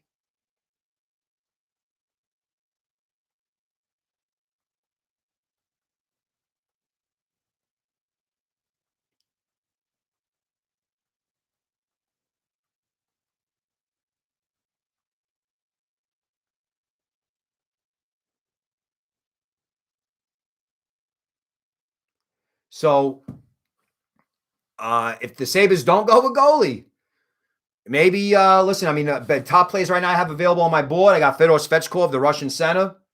I still have Cossa Lambos up there. He's my BPA because I like him so much. Could be an option, but I doubt the Sabres are going to take another left defenseman, and albeit one who was ranked a little bit low. They could go for one of these Swedish wings, right? Fabian Lysell, Simon Robertson, Isak Rosen, or Oscar Olesen, right? Those kids are all available. They could go Chibrakov, the physical, mean Russian kid. But really, listen, Ukko-Pekka Luukkonen and the kid Portillo, they're good prospects. You can't bank on them because they haven't proven anything yet. Luukkonen played, I think, like 1 game. Yeah, Burt's Bees. We'll see. We'll see. One day when I have time, I'm a central scouting ranking guy. I put all the central scouting rankings on my website. I've always wanted to really analyze how those rankings correlate to, draft position and then draft success or post-draft success at the NHL. And I haven't been able to do it. Is it Michael Schnuckers or Shuckers? If I said it right, sorry, Mike. Or wrong, sorry. But he's done projects where he studied the central scouting rankings versus like how they turned out. And, I've read it. But I'm looking more along the lines of like going off the board, and when they make these extreme shifts from the consensus rankings. And usually, I mean, when have they been right? That's the question I want to answer. When have they been right? When have they said, you know what? This guy's ranked 59th, but we're drafting him 9th, and he's going to be the best player that we've ever taken. When has that happened? So it would be a good study. I have the resources to do it. Like I said, I'm just so busy always watching games that I can't. But my overall assessment right now is you got the only big surprise right now is Boucher. That's the only big surprise. All right. Everybody else is kind of, here we go. Sabres pick is in. Everything else is kind of gone according to plan. Jerry Thorne's a college scout guy, by the way. The Buffalo Sabres are pleased to select from Leksand in the Swedish Hockey League. Isak Rosen. Isak Rosen.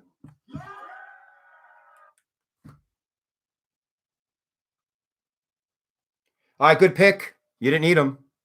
So interesting. Interesting to pass on goalies. We'll see how this turns out.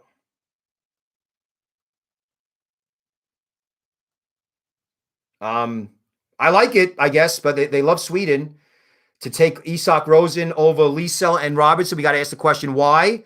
I think Rosen is more, well, not as much as Robertson, but definitely more of a Lysell. I think Rosen's more of a well-rounded player. Now, when he went to Leksand, he was railed thin and he got pushed around a little bit, but he pushed back.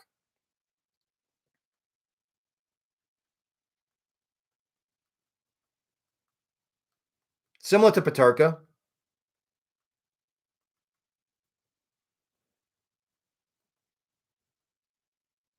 Dual threat, right? You know, Hammond's up. The Hammond that one time was beautiful. They're showing, of course, the U18s, but show him in the J20. Is this it? Oh my God! They showing J20 highlights, and that was like his own highlight from league play. All right, they're showing J20 highlights. Good for them. Yeah, sick hands.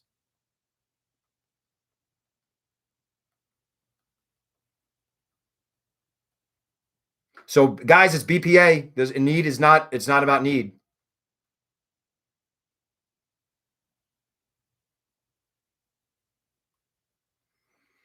All right. So, don't agree with the pick. Okay, I don't agree with the pick, but I love the kid. If that makes sense. All right. I don't know how you're basically saying right now as a franchise that you are a dead set that your future goaltender is Ukko-Pekka Luukkonen no matter what, right? Unproven at the NHL level, barely proven in the AHL level. That's what you're basically saying right now. You're saying that Portillo and Luukkonen are the way ahead. We'll see. I'm gonna listen. This is gonna be archived, and so maybe you could say, Steve, look how wrong you were because look how many Vezinas Luukkonen wins. Maybe they didn't like the fact that Wallstedt had a better first half and second half, and when the games became more important, he wouldn't play as well. That's fair, but then again, he's an 18-year-old goalie playing in a freaking SHL. With Cossa, I mean, I didn't really see any red flags. So, Dennis, the Boucher trade was horrible. The Boucher trade was fucking horrible. There's no way around it. The Red Wings are trading up, so they're going to take a goalie, I guess, right? They're going to take Wallstedt.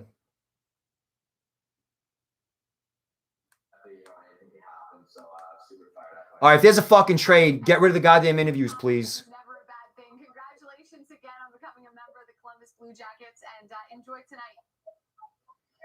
Yeah, thanks, Jackie. 6 of the first 13 picks for NCAA. Wait, do the Wings trade up, or is that just? That's some news to break here. It appears that the Dallas Stars are going to be moving down from. Yeah. All right, so Dallas moves down. Red Wings at 23. Ooh, perhaps they're going to be swapping. So, goalie? Could there be a goalie here? I won't ask for it again. Yeah, no. Keep asking for it. Of course, you got to think that at this point. What's the fucking trade? We're not even on Capitol Hill. And he's a Swede. And he's a Swede. Wallstedt in the event that they go in that direction, or do they go Sebastian Cossa? I'm not sure, but I think it'll be either one of those two. All right, so Dallas looks like they moved down to 20. What is the trade? Next in front of the Rangers. I don't think we're taking a goal. St. Louis. Now, Dallas, interesting. Does anyone know what the fucking trade is? I don't feel like going around and searching for it. This is the sucks about live streams. I would have searched for it. To 15, Dallas moves down, and again I thought they would take the goalie here at some point, but maybe not. What do you think, Sam? Well, you're acquiring Nedeljkovic, and you're trying to wonder, you get him a 2-year deal, you're wondering if he's going to be able to. I mean, the Wings were at what? 23? Do they move down? What was the fucking trade? This is horse shit. I'm sorry. This is why I don't watch the draft. I'm being honest with you. Like I said, 15 for 2. 15th for 2 hot and ready pizzas and a 23rd. No, for real. Like, this is terrible. Imagine being a fan and not knowing what the trade was. So you're a Dallas fan. You're like, oh yeah, we traded down. So we just traded down. That's what we'll be nice.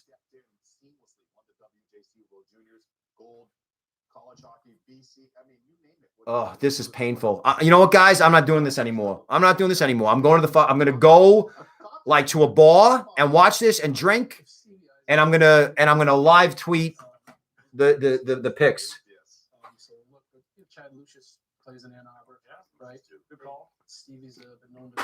Well, Gordon's smart. Gordon's the one saying like, "Hey, they need centers." Well, I mean, he mentioned Chad Lucius. What about Svechkov?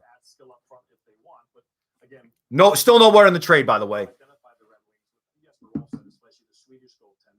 Sebastian Cossa, 6'6" with some athleticism, is the future, right? You talk about fighting for pucks through screens. All right, so Rangers. Listen, the Rangers. I don't care who they take. I really don't. I mean, after seeing the Boucher pick at 10, I wouldn't be surprised anymore. That was the first like big surprise to drop. Let's find out what Steve Eisenman's doing with this second. All right, here we go. Dallas is trading pick number 15 to Detroit for picks number 23, 48. And 138 all in this year's draft. So Dallas sends 15 to Detroit for 23. Obviously, a first-round pick, 48. All right, thank you, by the way. Thank you, Jake. Appreciate it. So Detroit, you're now on the clock. So there it is. So Detroit, the pick is. Look how long it took him to. Now, when I was at the arena, if I'm at the draft and they make that trade, they announce it, and I was able to tweet it like as it happens. You have to worry about the broadcast.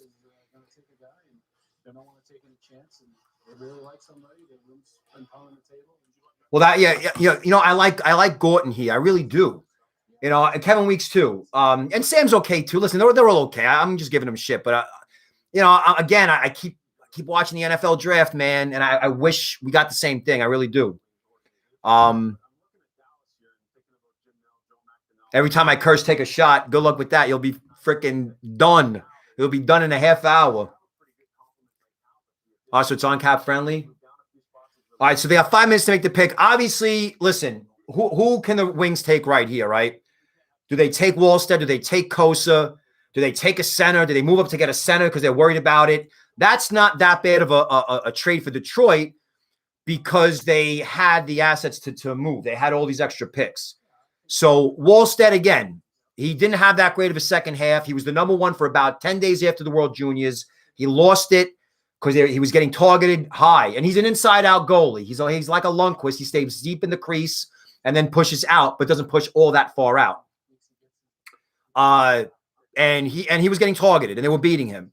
So he's got to make adjustments, obviously. Lundqvist had glove side block of high problems most of his career. And then, remember he tried to make adjustments, and he got beat even worse. He said, you know what? Screw it. If I'm going to play deep in the net, I want to be comfortable. If they're going to beat me high, then let them beat me high. But I'm going to make sure that I'm comfortable. And he actually had some of his best seasons when he went back to that inside-out conservative style. As Ranger fans were like, dude, you're getting beat glove all the time. But sometimes it's almost like challenging someone to take a three-pointer, right? Like, go ahead, your shot. I'd rather you beat me from three-point range than beat me inside. Similar concept. So, the difference between Cossa and Wallstedt are huge. Cossa is more athletic. He's more active in the crease. He goes out more. He's a better puck handler, and he's about 3 or 4 inches taller too. So I don't think you're going to see Cossa get beat up high a lot. I mean, his net awareness, his net presence is pretty big. You might say, well, Steve, why'd you rank him 45 and Wallstedt 13? It's really just draft resume. Wallstedt, we're so used to him being that top dog goalie for this draft class for like years. So it's always, you got to put him in the first round, whereas Cossa, not too sure about him. And now we're seeing they might be a lot closer in upside, and I think they are.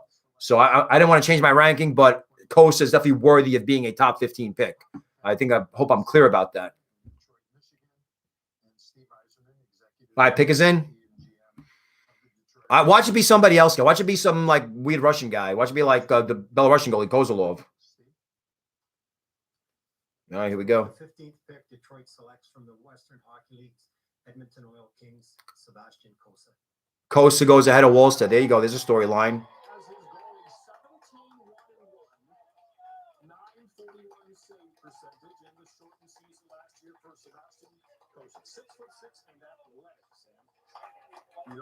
So maybe Wallstedt's second half concerned people. I noticed it too. I noticed it, and I still wanted to rank him high because you can't beat up a goalie for like a half a season. Because of the floods, they were able to stay with some family in Calgary. But the start of this guy's career, he had to battle 2 veterans to get the net. He did it. He ended up moving one. If you go to my blog, draftanalyst.com, or really this page right here, I got a great video on. I got a whole game of Cossa if you want to see what he's like. Full write up in the draft report. I put a lot of detail into it. So he looks miserable in this picture though, but he's actually a pretty active, aggressive kid. Almost like Askarov like in his like style. He's not as composed inside the crease. He's like kind of like moving around a little bit, but outstanding glove hand. I mean, his glove hand's dope. So.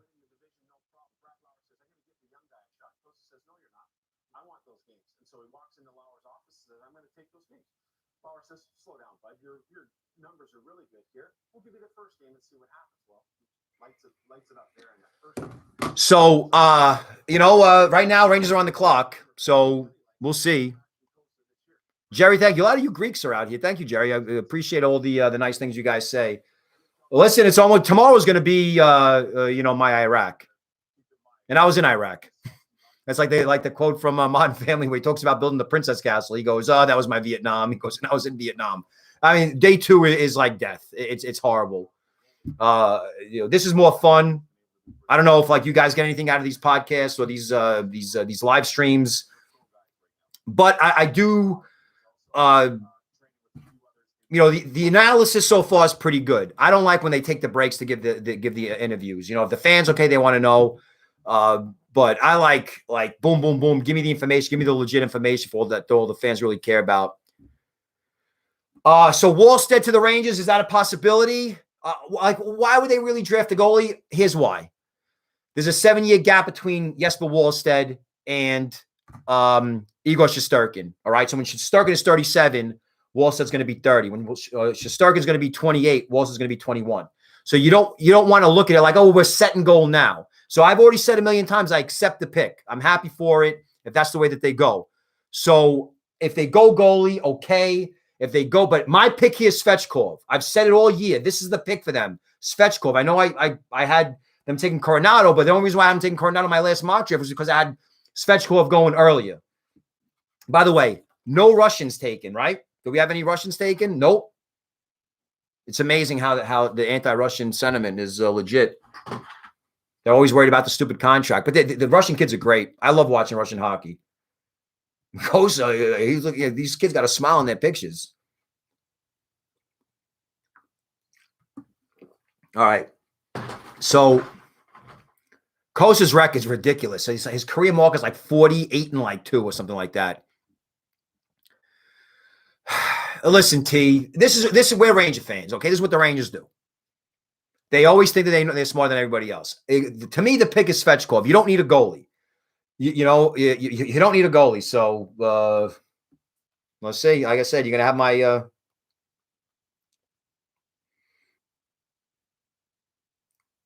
right, let's see what Drury does.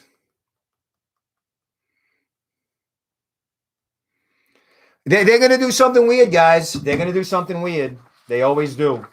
I mean, Gordy Clarke, as far as I know, is still an advisor for the team. Glenn Sather's still there. The puppet master, Glenn Sather. We'll see.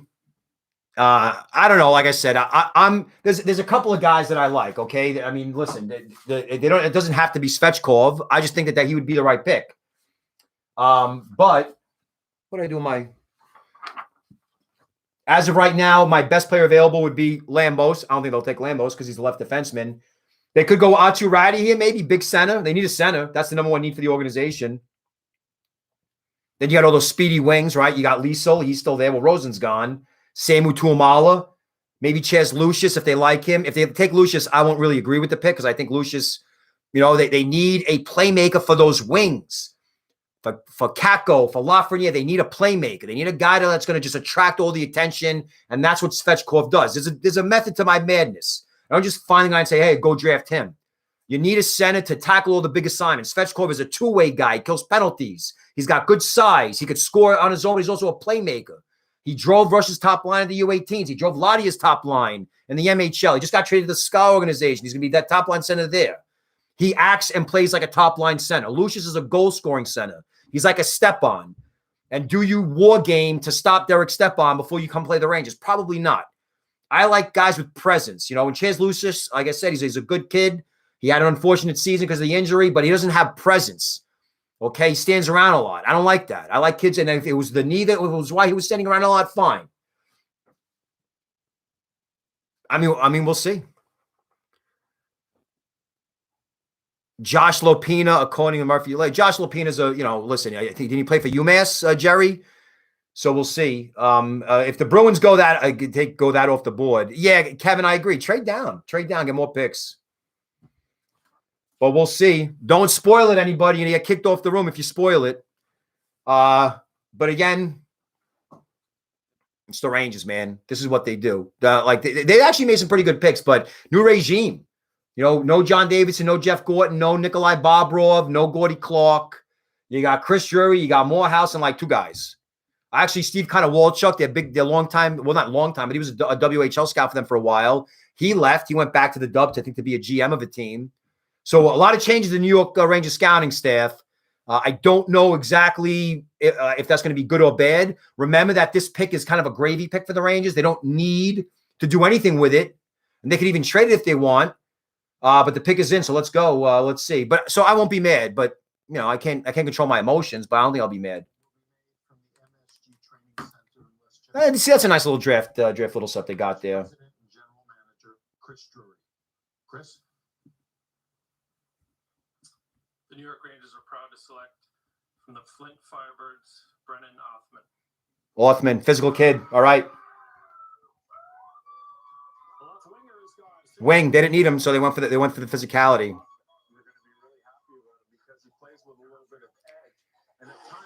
All right. I guess we're gonna like him because he's physical. We've heard that before, right? Dylan McElrath, we heard that before. Othmann is a good pick. I don't know where they're gonna fit him. I guess you're thinking long term, maybe, yeah, eventually Panarin's going to move on. You traded Bushnevis. Not a bad pick, I agree.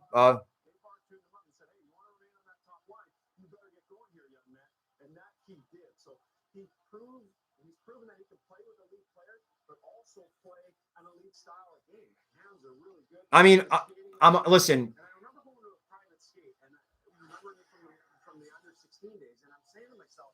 Wow, this guy's grown a bit. He's skating a little better. Some other scouts said they said the exact same thing.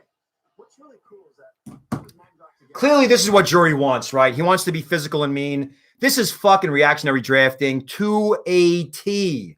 To a T. We got pushed around by the Islanders in 3 games, so now let's go ahead and get more physical. This is reactionary drafting right now. I mean, listen, like I said, I would have taken Svechkov. I like Othmann. It's a recency bias pick, if you ask me. He was a top 15 money pick at the beginning of the season. When you have a physical guy in Lafreniere, Kako's going to wear people down. Kravtsov is going to wear people down. They got good size. They're great stick handlers. You already got, Panarin's going to be there. He's signed for 8 more years. So where are you going to slot in Brennan Othmann? You're going to slot him in on a third line. That for right now, for the next 4 or 5 years, you're going to slot Brennan Othmann in onto a third line. And so if you use a 15th pick or 16th pick on a third liner, that's fine. I agree with that. But to continuously neglect the center ice position, listen, you're going to go out and trade Jack Eichel, go ahead and gut the system to get a guy with injury concerns that costs $8 million or $10 million a year, whatever it is. But I agree. Not a bad pick, not the right pick. They could have did better. Like I said, I wasn't going to be mad anyway. It was a gravy pick. But Just be like I said, though. Let's keep an eye on Mr. Svechkov and see what he turns out to be. I guess in a way it's good that they didn't take a goalie. If they took a goalie, you guys would have went nuts. I actually would have been probably happier with the goalie than Othmann. But you know, that U18 Worlds is having a profound impact on this draft, right? That one freaking tournament. And I was there. I sat there. They were price gouging me. You know all the deal. I've talked about it. I was there, and I saw a split from league play to that tournament in terms of like how style, tendencies, the bad habits. So with Othmann, though, when you watched him play in the Swiss League, you saw that. He was a physical kid. That I'm sure the Rangers did their homework, and they watched him play in those games. I don't know if they could have traveled to Switzerland to see him play, but they were definitely there at the rink there in Texas and saw him play. And listen, Othmann was a difference maker. The question you got to ask is he going to be like that over a full season? Can he sustain that? Power forwards, especially wings, they can't sustain that over a full season, especially when they're young. They burn a lot of energy. If you're hitting people like crazy, you got to save some energy left in the tank. How many power forwards out there, like besides the elite guys? So we'll see. You know, good. I guess I don't know. Danelle's saying they're unraveling the phone cord. Please hold. Yeah,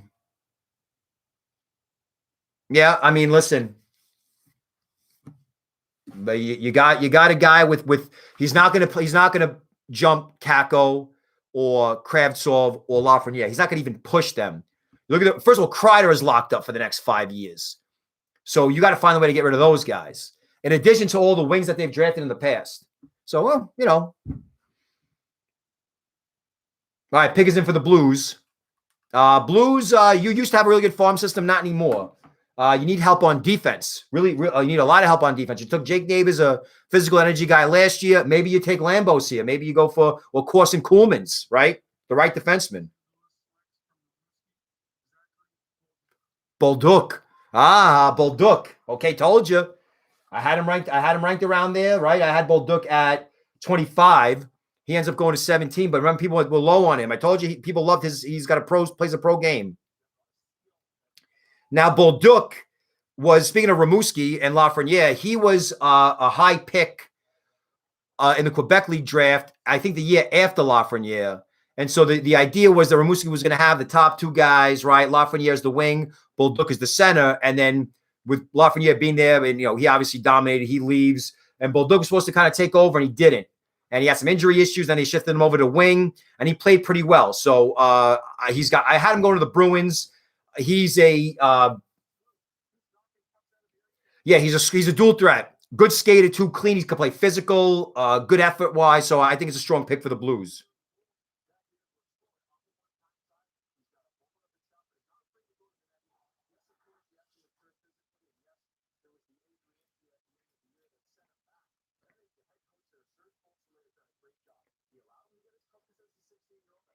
He got moved. He got traded to Quebec. I think he got traded to the Quebec Remparts. He's not even on Rimouski anymore.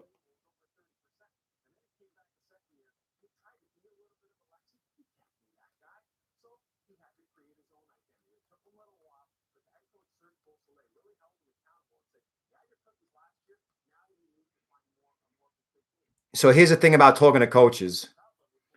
If you keep interviewing coaches to get your assessment of a kid, they're not going to tell you the truth. They're going to tell you, sometimes they will, but they're going to tell you they don't want to kill the kid's confidence. They don't want to kill the kids. They're not going to go public and say that. So when people quote coaches, I'm like, all right, quote another coach and get it, you know what I mean? Maybe off the record.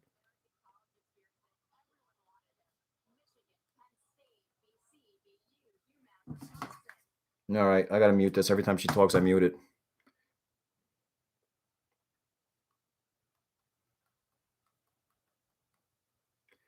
So I like Bolduc. I actually had him as a Ranger option too.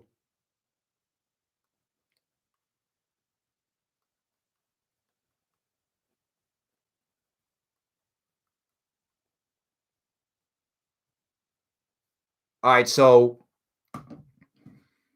right now, I'm not seeing a whole lot of surprises. All right, so if you look at my rankings, Othmann was 27, Bolduc was 25. But remember, we all figured that it was going to be a little all over the place. So as of right now, some of the big guys we have available, the big name is obviously Wallstedt. So Wallstedt slipped, and I guess I could explain why. I agree. Passing on Svechkov. I mean, so the Jets could use a Svechkov, but they don't really draft Russians. I don't think they've drafted any Russian forwards or skaters outside of like the goalie Berdan. And so maybe they kind of buck that trend. But Cheveldayoff, I think he might stick with his defense edict and get a guy like Koumans, maybe get a guy like Lambos. They need help. The forward ranks need help. Now, last year they took Cole Perfetti, and he could be a center or a wing. If you keep him on the wing as a finisher, then you really need to find those centers. And their centers right now, prospect-wise, are not it's not deep. You got like Henry Nikkanen, you got Christian Reichel, you got the kid David Gustafsson. He's more of like a two-way type. So, if the other thing about the Jets is they're set at the top six. The top six is young, and they're under contract, right? Connor was drafted in 2015. Scheifele was drafted in 2011, I think. Ehlers was 2014. You just got Pierre-Luc Dubois. He was drafted in 2016. Of course, Wheeler is the old guy there, but he's on the contract for a couple more years. So that top six is set. You got Vesalainen. You drafted him in the first round of 2017, and he hasn't hit yet. But you got Perfetti kind of pushing him a little bit. But the right wing and the center ice aren't that great. I think the kid Torgerson has a chance to be a right wing as a left shot. But, so they don't really need a wing. But I think I talked about Fabian Lysell being the pick here for them because he's fast. He's like an Ehlers type. So there were questions about his attitude, forcing a trade from Falunda to go to Luleå, but that might have been playing time related. So we'll see where this goes. They don't need a goalie. They have some good ones in the system, but Hellbuck isn't young. Lots of skill, really good player, and these Canadian teams keep taking Americans. Closing the gap. A lot of these players have improved so much. I love what USA Hockey is doing right now with the development model. We talked about it off the top. The physicality, the training, the nutrition, the mental kind of aptitude element of the game, the skill development, it's been awesome. And Chaz Lucius, cool. When this All right, so Jets take Chaz Lucius. Goal scoring center, not a playmaker though. Based on his injury severity of it, and I got to tell you, I'm blown away by that progression and him going and spending time in the hyperbaric chamber, which I've done numerous times. Which is not a bad pick. For him to have the wherewithal to do that. Skating concerns are legit. I already talked about Lucius a lot. I'm not going to rehash. Not only is he a goal scorer, but he has a knack to score big goals. That's huge. For him, he came back from the injury right away, big points right away. There's another guy, big upsides, plays down the middle, and Winnipeg has that a lot of luck and drafted really well. So he's going to fit in. I don't think he's a Jets type player. I really don't. All over again. Lucius. Program, really good goal scorer, a little bit slight of frame, yet still at the National Hockey League level has the ability to score goals. So Lucius missed a lot of time, but he didn't take a lot of time getting back. Chicago Steel first game back, 2 goals scored, and that must have lifted a huge. All right, so I already talked to you about Chaz Lucius. I'm not going to repeat it.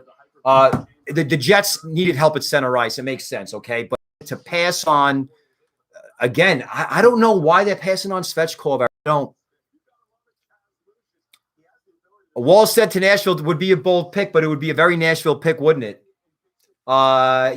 Listen, you get Wallstedt, but that would be crazy to get Wallstedt. The only reason why you would draft Wallstedt if you're Nashville, though, is to have that asset to make people have a bidding war. And sometimes that might be a good strategy. All right, so they're showing highlights of Lucius from 2 years ago. Well, this one was recent. I mean, that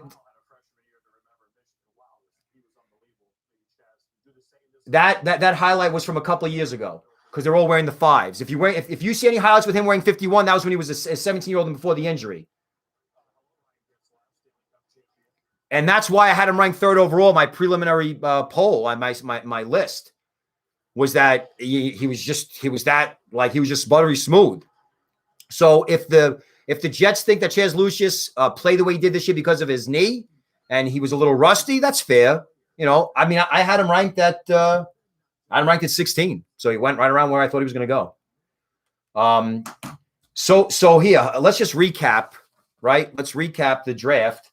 Owen Power went 1, Beniers 2. Owen Power 1 to Buffalo, Beniers 2 to Seattle. 3, Anaheim took Mason McTavish. 4, the Devils took Luke Hughes. 5, Columbus took, I forgot, who did Kent Johnson. 6, the Red Wings took Simon Edvinsson, the defenseman. 8 was the... Why am I forgetting? I'm drawing a blank. 8 was the the Sharks. I'm sorry. The Sharks took... I'm all messed up. I won't even bother that. I'm looking at my rankings, and I'm not looking at the actual draft order. So let me just pull up the draft order. Well, you guys know the picks anyway. I won't go over that. But anyway, looks like right now things are going according to plan. The only major shock right now is the Boucher pick. That's it. Really, if you look at central scouting rankings, it's kind of going in line with where they had guys. So again, Lambos is my best player available. Definitely Svechkov is my second best player available. Wallstedt is available. Turati is available. And then all those Swedish wings outside of Rosen and all the Russian wings, Poltapov, Chibrakov, Kisakov. Man, NHL teams are anti-Russian, man. It's crazy. And maybe it's the Kaprizov thing again. Maybe they're just tired of this. Enough is enough with the freaking threatening us with, going to Russia and, making us have to jump through hoops to get you over there. I guess that's kind of fair. I wonder, if the transfer agreement will ever happen. I wonder if that's something that the KHL and the NHL will ever work out. It'll cripple the KHL. That's why I don't think it'll ever happen.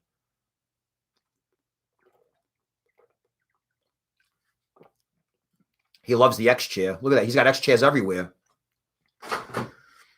All right. So, what do you guys think so far?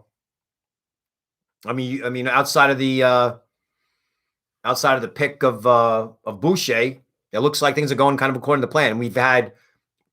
We've already had a bunch of teams trade out of the first round. We had one team trade down, that being at least one team traded down. That was Detroit. Dallas to get the Detroit pick. Tuamala to the Hawks at 32.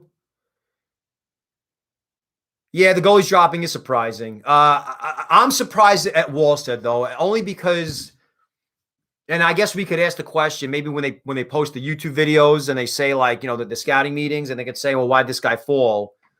I just think that when Wallstedt's going to be 23 or 24, he's going to be a number one franchise goalie. He's not going to be that now. But we'll see. All right, so there's Bridgestone. Right down the block. Literally, the arena from my house is 20 minutes away without traffic. It's crazy. One road, too. You take one shot, you end up in downtown. I don't have to ever change roads.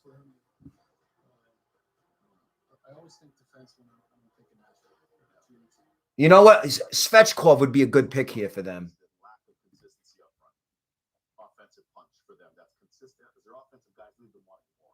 And David Crow's pretty public about that. But my discussions with him over the last little while, he said the same thing. John Hines wants somebody that can carry the mail offensively, that can make plays. John Hines, but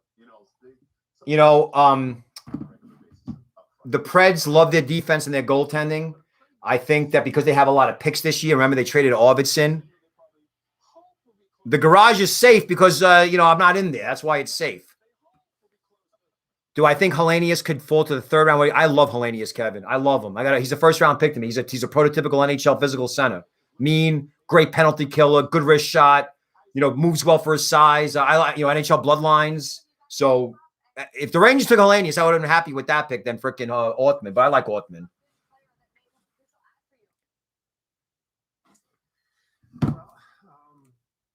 Listen, the Troy fans are starting not to like me because I'm a little critical of the rebuild. Only because of the it's not going as fast as I think as it should be. And their prospects. Here's the one thing about prospects who dominate in other leagues and they dominate in junior or Europe or whatever. It's not the NHL, all right? There's a big, huge difference. So as much as I love Berggren and I love Veleno and I love Sider and all them, you got to get all those kids together. You got to get them on the same page, right? They all have to buy into the coach's system. They got to learn the systems. And then once they learn the systems, they got to learn how to get along with one another and feed off one another. That process right there has not even happened yet. Usually that happens during a rebuild. That happens in the second year, maybe at the third year, the latest. This rebuild's been going on for a while in Detroit. So you want to say, well, Yzerman didn't come in until a couple of years ago. Okay, that's fair. But, and the other thing is you got to worry about the rest of the division now. You got to worry about Montreal. You got to worry about the other bottom teams, especially Ottawa. Ottawa's the team that, in my opinion, has jumped the Red Wings in terms of rebuild. I didn't think that would be the case. But they've jumped the Red Wings. So now the Red Wings have to jump Ottawa, in addition to jumping Florida, in addition to jumping Tampa and them. So if Yzerman's plan is a long-term strategic plan that is going to take 8 to 12 years instead of, let's say, 4 to 8. So the pick is in for the Preds. Will make the 19th selection in the 2000. All right, Preds at 19. We'll see what they do. On behalf of the Nashville Predators, David. Thank you, Gary. Welcome to Nashville, and thank you to all the fans for coming out here as usual to be a great loyal following. The Nashville Predators are drafting from Toyota in the NHL in Russia. The Predators are proud to select Svechkov to the Preds. God, good for you, Preds.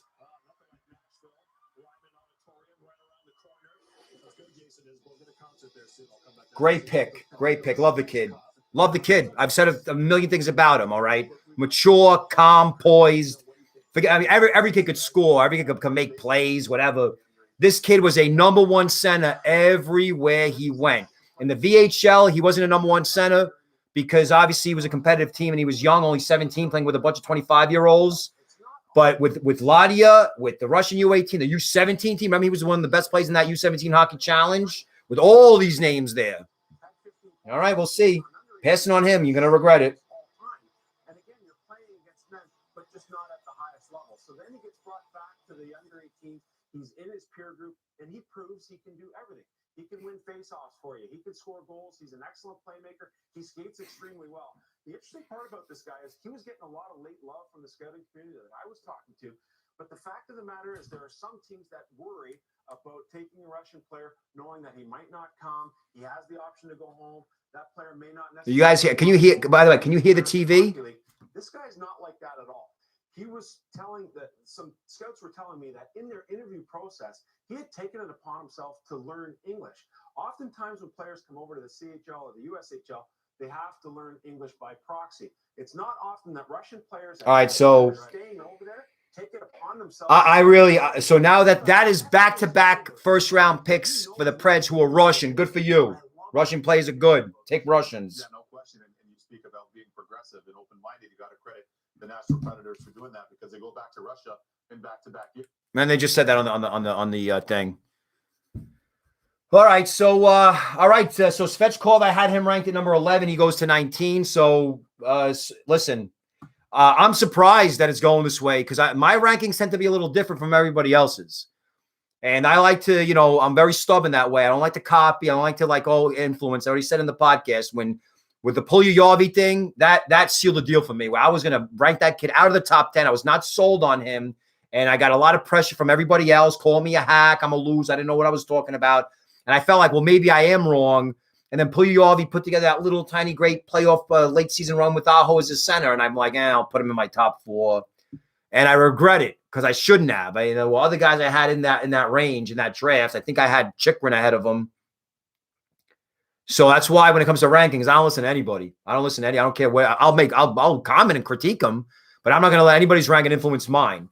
So with McTavish, I was there. I had him at 15. I bumped him up to 9. I thought that was fair, but not like as a top 3. And we'll see how that turns out. But Lambos, Lambo. Listen, Oilers are on the clock. Wallstedt is there. They need a goalie prospect. I mean, that's Stuart Skinner. He's okay. They have Broberg and they got Boucher. When are they going to show up and make a difference? It hasn't happened yet. They need help on the fence. They need help in goal. I wouldn't worry about the forwards, right? You got Yamamoto. You got the McLeod. You got Lavoie. I like Lavoie. And of course, you got McDavid, Draisaitl, and I'm sorry about that. So does Holland go for defense again? I think they go BPA, but again, when have the Oilers had a chance to draft a franchise goalie? Now, the thing is, though, it's Edmonton doesn't have a good track record with drafting goalies. Usually they have to go out and get one. So I don't know what their goalie training academy is like, if they have a good guy down there to teach the guys how to stop pucks. But the Oilers, disappointing back-to-back first-round exits with Connor McDavid and Leon Draisaitl as you won, too. That's not good. So maybe some reactionary drafting where goaltending let them down and they draft the goalie. But I still think they would have taken a goalie in this range anyway, at least one of the strong options for them. So with Lambos, the concern is the health, right? It's not the play. The play's fantastic, right? He's a leader. He's an on-ice leader. He's like a Duncan Keith or a Drew Doughty, maybe like a poor man's version of it, but still you get the dual threat, the two-way play, the puck carrying, the physicality. So it's a shame that he didn't play in that U18 tournament, because I think people would have seen what he was able to do in Finland and bring it over to Canada and then go to that tournament. So or the Wild trade up. The old guard in Minnesota to change the room, to change the culture there. You're talking about Ristolainen, gone. You're talking about moving Sam Reinhart. You're talking about moving Jack Eichel. I think Kevin Adams is looking and saying, we want to change things around here, and we want to do it pretty drastically. They're on their way to doing it. We have a trade. Edmonton is up. I don't know if it involves them. Commissioner Gary Bettman, the details. Well, actually, it does involve them. The Edmonton Oilers trade pick number 20 in the Oilers trade down, okay. 2021 NHL draft to the Minnesota Wild in exchange for picks number 22 this year, a first-round pick, and pick number 90 also in the 2021 draft. So the Oilers trade 20 to the Wild for 22 and 90, and that means Minnesota, you're on the clock. So Edmonton found 2 slots to gain a third. That's common, trading down to get a third. Their player will be there at 22, so they get a free third. All right. I'm not sure. Again, I'm not sure that's the goalie or not. Jesper Wallstedt is. Minnesota's prospect pool is very underrated. They got a lot of pop in. They got a lot of the last couple of years. It sucked a couple of years ago, and the last 2 years, they've done a hell of a job fixing it. Even last year, didn't have a lot of picks either. But it seems like now they got Matt Boldy, they got Adam Beckman, they got Rossi, they got Hughes Nadinov. I mean, they've drafted kids that I like, so I'm obviously going to think highly of them. If Wallstedt drops in the mid-20s, look for Ottawa to trade back in for him with their 2 seconds. All right, that's a possibility.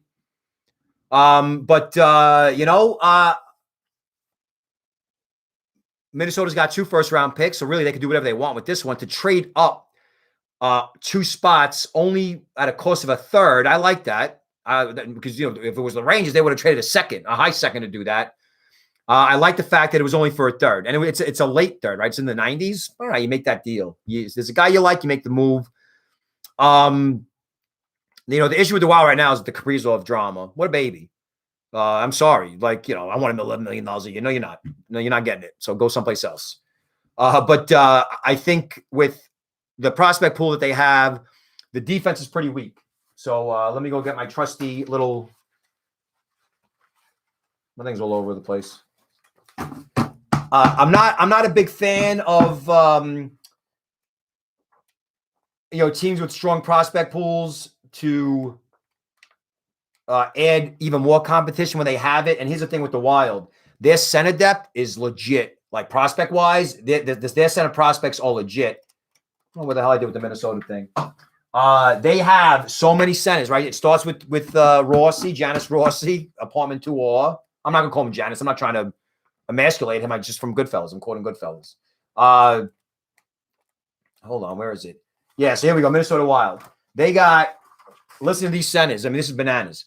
Marco Rossi, Marat Hustadinov, Connor Dewar, Alexander Holinov, that playmaker from Russia, Mason Shaw, though I think he's an RFA.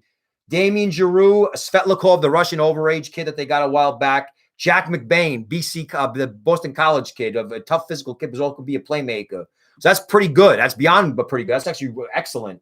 But the right side of the defense, not so great. Kalen Addison, Brennan Manel, and Simon Johansson. So I was in my recommended targets, I said Lysell for the right wing, because their right wing isn't all that great. Matty Samoskevich, who's Coronato's line mate in Chicago, and then Corson Kuhlmans. Right? Corson Kuhlmans is not a top 15 pick. He's not looking out to be maybe a top 20 pick. But Kuhlmans checks the block for high upside, right? Boom or bust, maybe you want to call him that, because he's got the offense. But I think that when you have a weak right side of the defense, he showed that he could play well in a structured game for Team Canada at the U18 Worlds, although they didn't play that structure when he was with Brooks in the AJHL. That's why I kind of was not bullish on him. I got him ranked in the 50s. People are like, oh my God, he's going to be a top 15 pick. Well, he's not a top 15 pick. We'll see if he gets picked here. But he's one of the guys. But I think it's going to be between Lysell. Lysell's a fantastic skater. There he is, Marco Giannis Rossi. Kalen Addison is they have him on the right side, but he's a playmaker. So it would be interesting to get two right shot playmaking Western Canadian defensemen on the same, both high profile, right? Addison was a second round pick of the Penguins. They acquired him in the Zucker deal. But I still think that they need a right defenseman. And in my opinion, that it wouldn't be a bad idea to draft Columbus because he has room for growth. He could improve his defensive game. Sometimes these offensive types, they never learn. But, we'll see. The pick is in.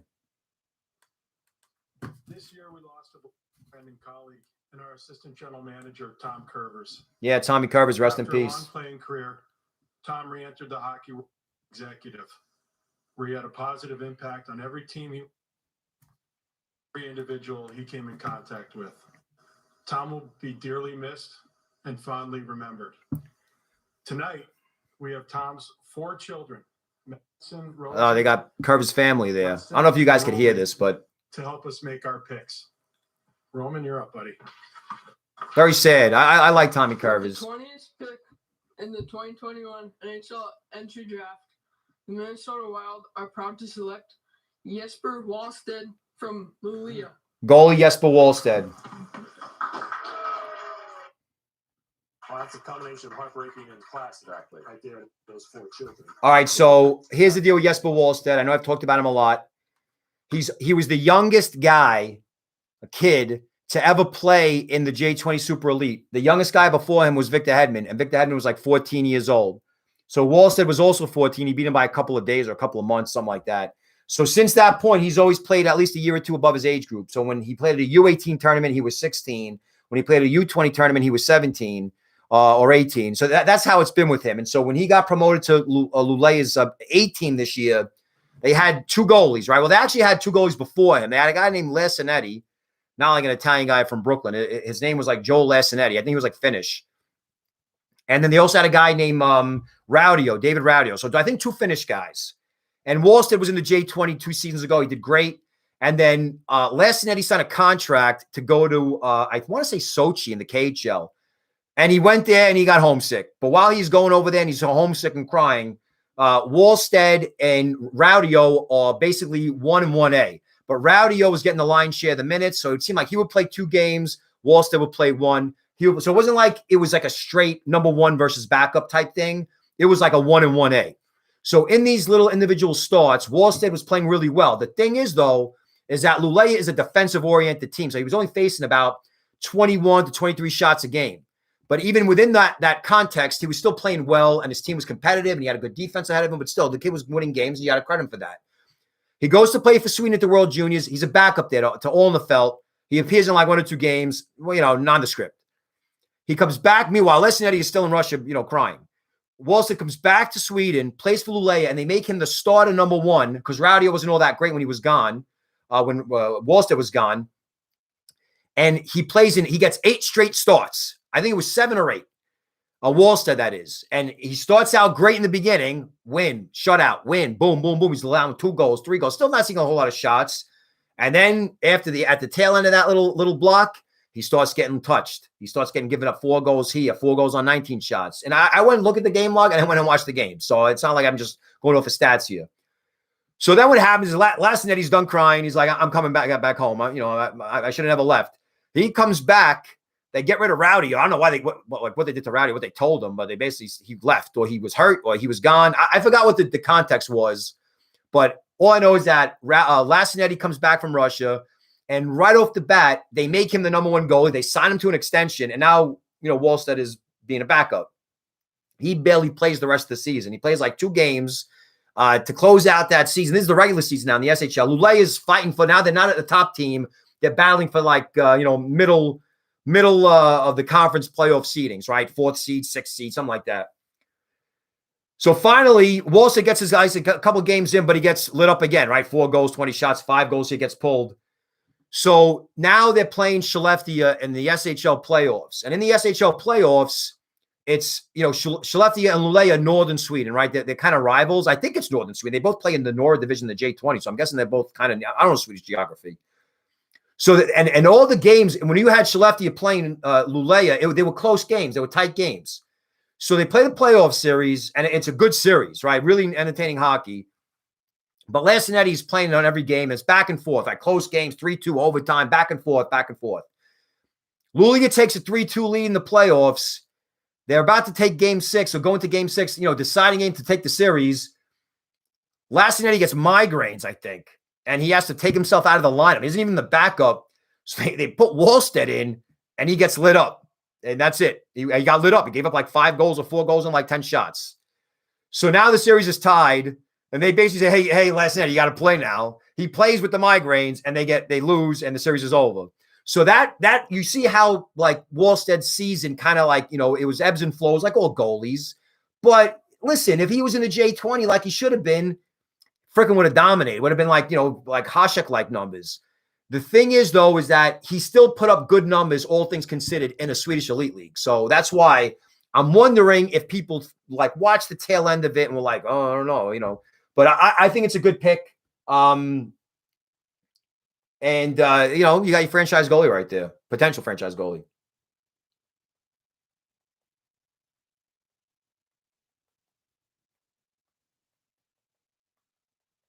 I'm just like tweeting out the thing.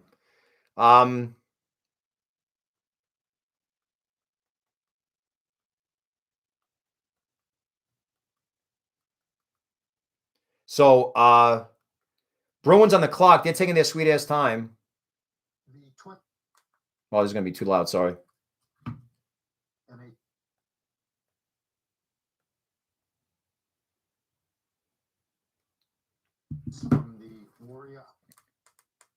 I'm not hearing the Bruins pick.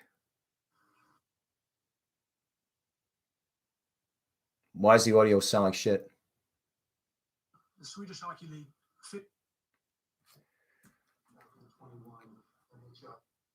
All right, so it looks like the Bruins take. I'm sorry, like my feed's cutting in and out. See the reaction's always fun.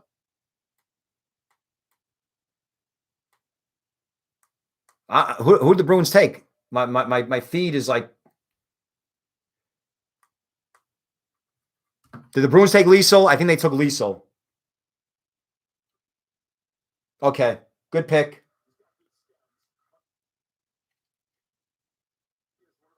Oh, I think they're at the WJSS. All right, so Fabian Lysell, I'll talk about him in a second. Some viewed him as a potential top 5 pick.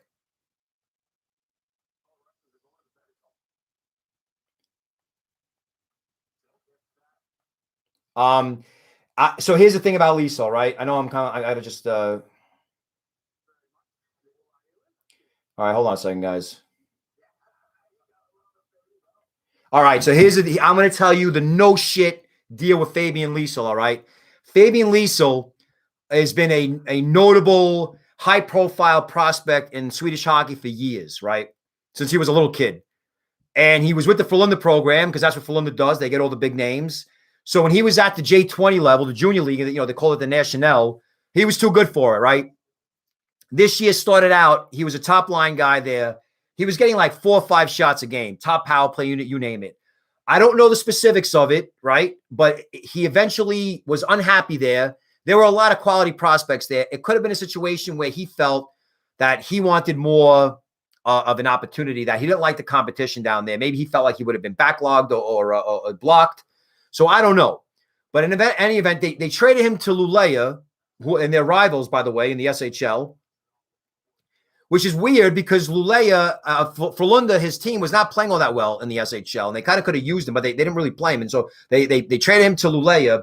Now he goes to Luleå on the 4th line. You look at his stats, you see 1 goal in 18 games. Don't look at the stats. All right, look at what he did in junior hockey. He was just smashing it.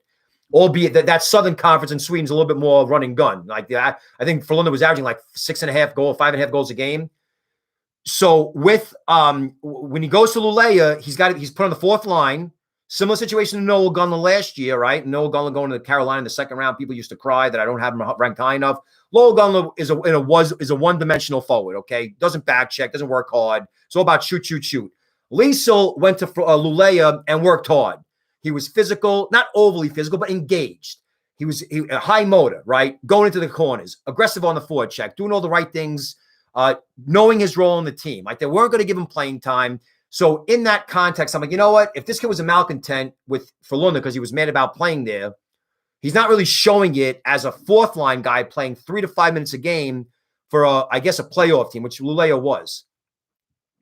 So that and when I watched those games, I was very impressed. I wrote about it, I tweeted about it, saying, you know what, he's really good off the puck. The issue or the promising thing about his play in Lulea was that when he got the chance to skate, explosive. Like, you can't catch him. I mean, he was catching. Now, it didn't really result in high danger scoring chances and, all these, points, but still, like, in a small little tiny window, right? Like a 30-second to 45-second sequence in a shift, you saw what he could really do if he was playing against his peers. Now he plays against his peers at the U18 World Championships. He's on the top line in Sweden, and he's the most dynamic player in a puck hoggish kind of a way. Kind of turned me off a little bit, but I never really heard him in the rankings. I think I had him ranked like Lysell. I had him ranked 14th. Okay, so it's not like his kind of like one-way play, which it was one way. Hurt his because that's what he's supposed to do. He's a top line wing. He played a line with Simon Robinson and Lindau and Nielsen. They probably told him, like, dude, just skating. And he scored some beautiful goals. He posterized the U.S. team. So you're getting one of the best skaters in the draft. That's it. You're getting one of the best skaters in the draft, and you could finish, right? Hard shot, wrist shot, could score. Underrated passing ability. He hangs onto the puck a little bit too long sometimes. That goes into the puck hogging. He's got to learn how to be a better teammate in terms of puck distribution. Brad Lambert is the same kind of player, right? And the kid who might be a top 5 pick out of Finland next year, same type players, right? Cycle and circle and circle and skate with the puck. All right, enough. Give it to someone who's going to do something with it. You doing the Pavel Bure, going around in circles all around in the offensive zone. But again, I'm really happy for the Bruins because this is almost top 10 quality that you're getting in the 20s. Now, people want to talk about there might have been issues with his, attitude or like whatever. I don't really buy it. I don't buy it. So good pick for the Bruins. Hold on.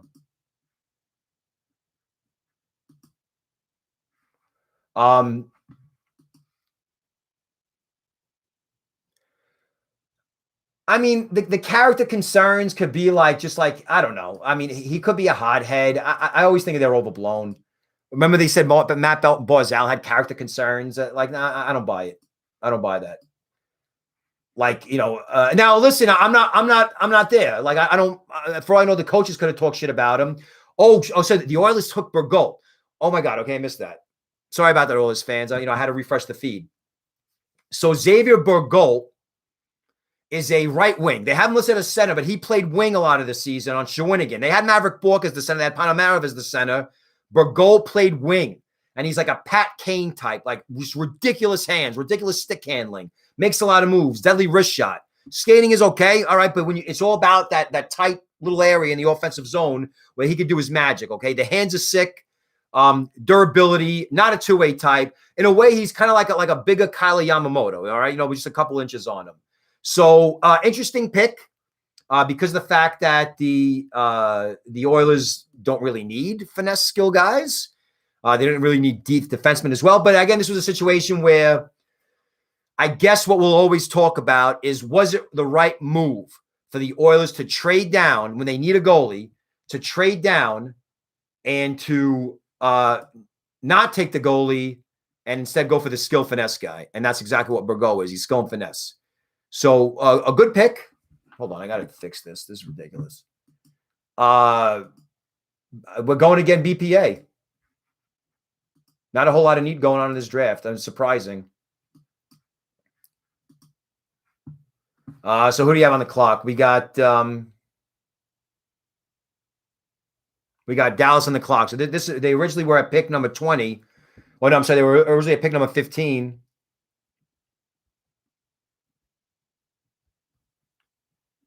All right, I gotta just tweet out the Burgolt pick. I like Burgolt a lot. I had him ranking like the 40s, but I could see why the Oilers took him. He's got a lot of skill, and he dominates the puck. I mean, puck on a string. If you watch him stick handle, it's fantastic.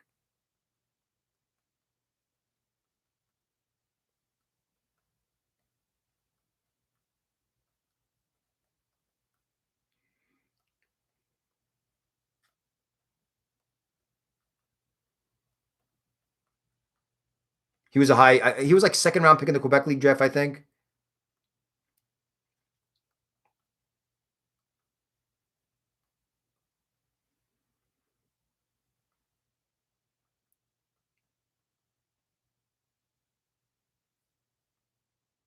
All right, so I like the pick for the Oilers because he's a skilled guy. He could really do a lot of damage in tight areas. But we have to ask the question, right? And I'm sure we'll all ask it: is why when you need a goalie like and you don't that goaltending is an issue and defense was an issue, like your depth scoring, you have guys in the pipeline, like like I said, these guys. This isn't an easy job. I know that, but I'm a fan. So as far as like, I could say whatever I want. I could criticize them because I'm an armchair quarterback and that's what I do. And that's what we should all do as fans because we pay their salaries. We buy the jerseys and we buy the tickets. So we can criticize it. Listen, the Oilers, the good news is that you've been a good team for a couple of years. So it's not like, it's like the horrible dark years of freaking Dallas Eakins and, Taylor Hall and Magnus Pajorvi Svensson and, the Oilers are a good team that they need to make a couple of adjustments. Now, Dallas had a pick last year, Maverick Bork, and he was the Shawinigan center. And so with Panamarov, the Carolina pick there as well, he's a center too. They somehow merged all these kids on the same line. So if you basically like three really talented stick handlers on the same power play, usually they had four forwards and, one of them would play the point. And so when you watch the way they would work the puck around, it was sometimes it'd be like the Harlem Globetrotters with Shawinigan there. So with Dallas coming up right now, is it really 9:40? Oh, God. All right. They got to speed this up. We got, how many picks we got left? We got 8 picks left. We're almost done. Are you guys enjoying this, by the way? Is this something that you like what I do? I do second year in a row. At least I'm not in the garage.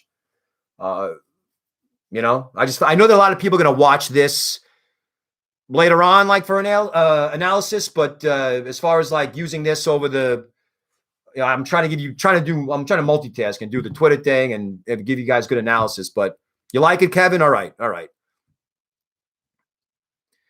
Yeah, really, since Grant Fuhr.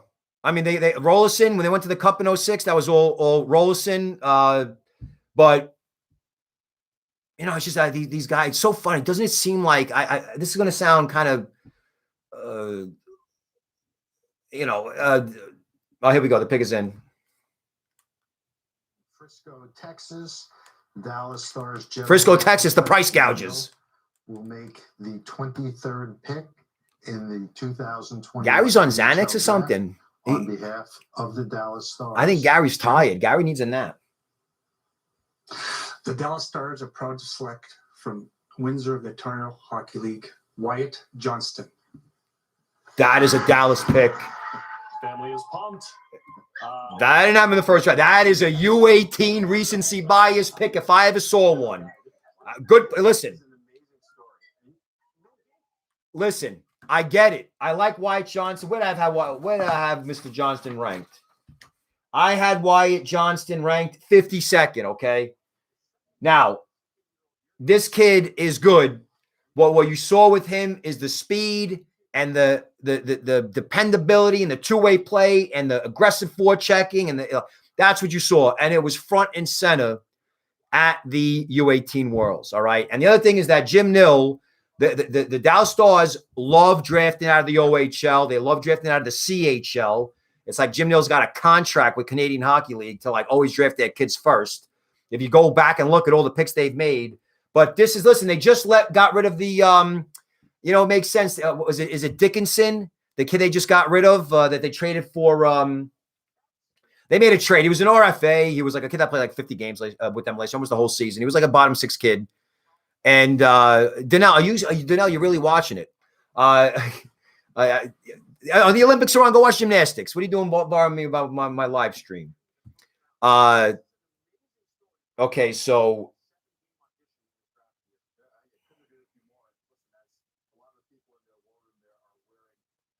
all right, I'm listening. If the parents see this, I'm sorry. I got to be honest.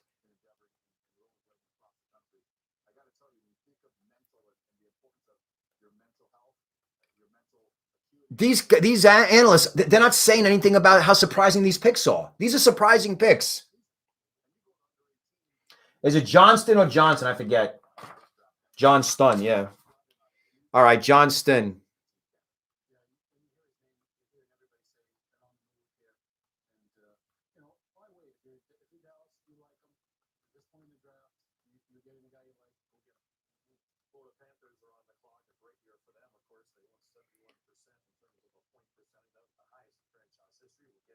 He's a good player, though.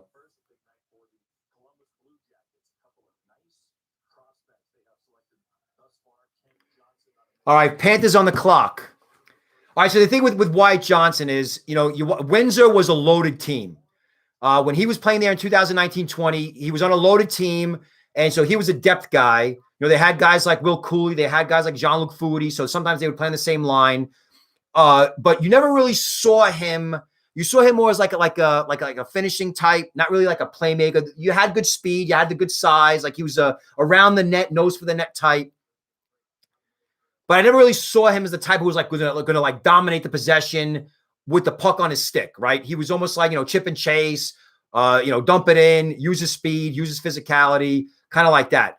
When I saw him at the U18 Worlds, and I had my notes all prepared. I knew what I was going to expecting to see. I made notes to exactly what kind of plays they were, their roles in in league play. And I don't think that he. Hold on a second. I got to see what I wrote about Johnston because.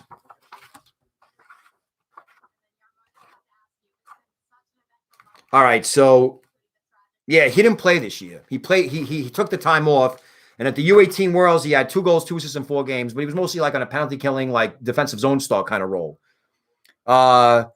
He appeared in 53 games for the Spitfires in 2019-20, notching 30 points, 12 goals, 18 assists, and 87 shots in 53 games, and skated for Canada Red in 5 matches at the 2019 World U17 Hockey Challenge. So like all you got from him was the U18 Worlds. That's it. So you're going off of that tournament. It's tricky. We'll see how that turns out. There's a lot of kids who had great seasons this year. And remember we talked about that. You got to acknowledge that. Some of these, and listen, this is good for the CHL. You're not seeing a lot of Americans being picked. Not good for the USHL either. And I'm wondering, like, teams watching the playoffs, they like the kids with jam and they like the kids with speed and physicality, Othmann and Wyatt Johnston. And I get it, but,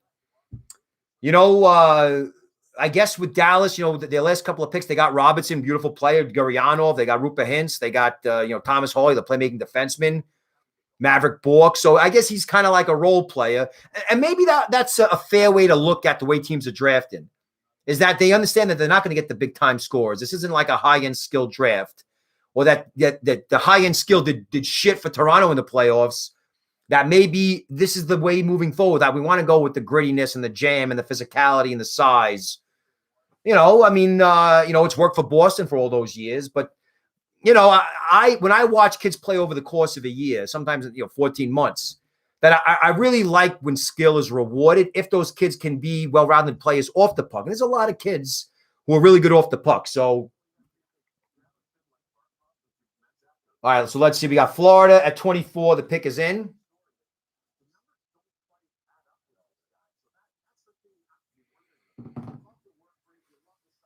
All right, so you play as a double underage at the World Juniors, and then you come back the next year and you don't make that team. There's a lot of predictive you're talking about Atu Ratty. Listen, I like Ratty, but right now he's like a check and two-way type. Upside's pretty high still, but Florida does not need a center. If they want to replace Borgstrom, who they traded with Ratty, fine, but they don't need centers, right? They could go for really. They need to adjust the right side of the defense. Actually, they don't. No, not Florida. No, they don't. I stand corrected.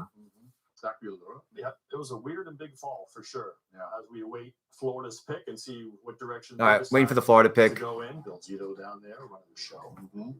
Got a huge year. There's the big board, massive year for that. All right, so looking at the picks, everything's going according to plan. But the minute we got past the 15th pick, it's all going to all crazy, right? Kind of. Well, not really. All my first rounders are around. They're all kind of still around. They're interviewing Ches Lucius. So Bergol, I had at 46. All right. I wasn't overly high on him, but he's still a lot of fun to watch. Cossa, I had a 45. So right now, as far as like best plays available, I got, the pick is in. Simon Robertson, obviously Atu Ratty, Carson Lambos, the defenseman, the Russian kid Chibrikov. I mean, why is he falling? Why is he not being picked? Who cares, man? Let him dominate Russia. You got to wait 5 years. Wait 5 years, it'll be worth it. Oscar Olsson out of Sweden, Praka Poltapov, who I love.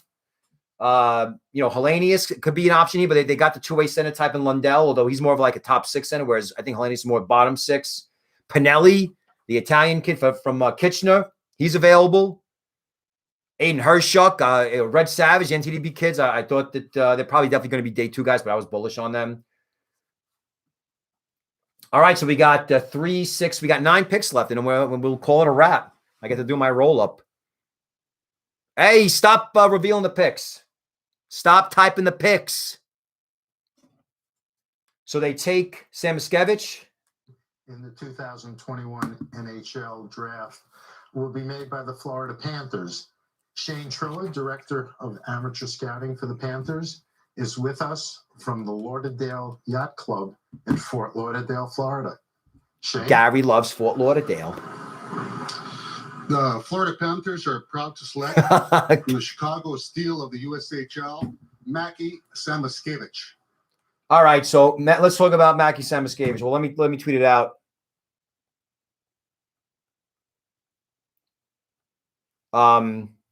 Samoskevich is a Connecticut kid who I want to say he went to Shattuck, the Shattuck program. Maybe I'm wrong, but he's a Connecticut kid from a big hockey family, and didn't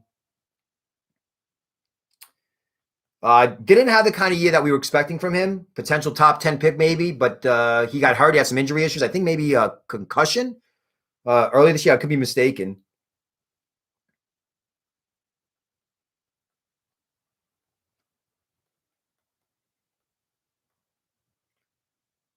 All right, so on the if he's a right shot with scores goals in a whole bunch of ways. So hold on a second.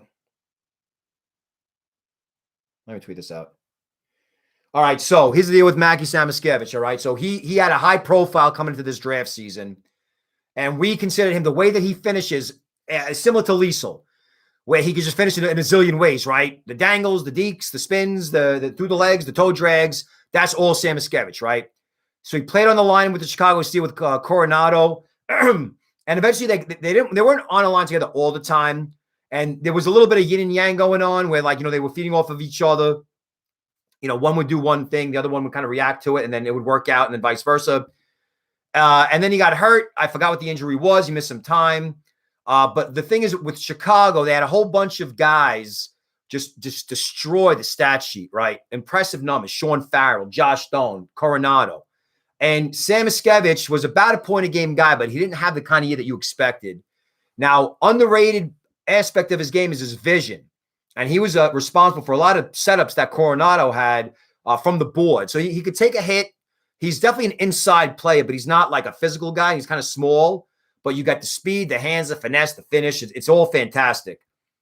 So he's a Michigan commit. So you got him. You got Samoskevich going to Michigan in addition to Hughes, and they got all the other guys returning. So you're looking at a highly talented wing on the right side. Now they already have Serrano. Well, they got Justin Sordiff, if you want to call him a right wing. So they already have a couple of quality right wings in the pipeline. Owen Tippett, I think, is a right wing. And Denisenko could play left wing or right wing. So it looks like this was a BPA type pick, not a need pick. And this is, again, the theme. So it seems like everybody's going BPA. That their board had this guy there. We didn't need him. We're taking him anyway. And it looks like to be the theme right now. So, he's got to get bigger, obviously. But I never really had an issue with Samoskevich's compete level or battle level. Like he sometimes he could be a little bit of a perimeter player, but he also plays in the inside. He's wanting to take the puck inside and challenge those bigger defensemen. So it'll be interesting to see how he plays in a role where he's not surrounded by immense and ridiculous talent. And it's going to be the case in Michigan. So maybe you could see a Kent Johnson situation where he goes to Michigan as a freshman and he's surrounded by all this talent. He's given like a bottom 6 role, and then he's playing so well and producing that you got to give him a bump. So, good pick. I had him ranked, like I said, in the mid 30s, 38. Okay. And he ends up going in the 20s. So, trying to see how the rest of this draft turns out. Yeah. Stop revealing the picks. And the only reason why is like I'm trying to, it's just for the integrity of the stream, Damn, we've been doing this 2.5 hours. All right, so we got a half hour left. It would be nice though if the commercials were like they just had like the ads, like the logo placement, and that's it. Matt Damon, right? Wait, what? Why is he like looking weird? What's this movie about with Matt Damon? Good. I am. Stillwater. What's that about? Stillwater with Matt Damon. Stillwater. Stillwater's in Oklahoma. Because nothing represents Oklahoma like Matt Damon. A rich kid from Cambridge. Anyway, yeah, Matt Damon. All right. So now, by the way, I don't know what channel I'm watching. I'm watching an illegal stream, and I don't know whose feed it is. I think it might be ESPN's, but these commercials are terrible. Like they couldn't get better commercials. All right. I don't know. I haven't been drinking as much as I thought I'd be drinking.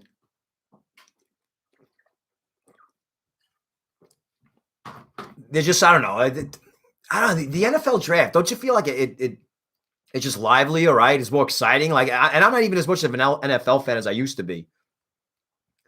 But like, I'm going to watch the NFL, the NBA draft. I love watching the NBA draft. First of all, watching my wife, she always talking to me about the fashion, about, look at that. And she uses the fashion term, right? So if the guy's has a certain collar, and she'll say like, he's wearing a such and such suit with a such and such collar and this such pants. And I like that stuff. But, with the NHL draft, you don't get that. You see like the scouts wearing khakis and polo shirts like I wear, but I'm not a scout. All right, so we got the pick is in for Columbus. This is pick number 3 for them, right?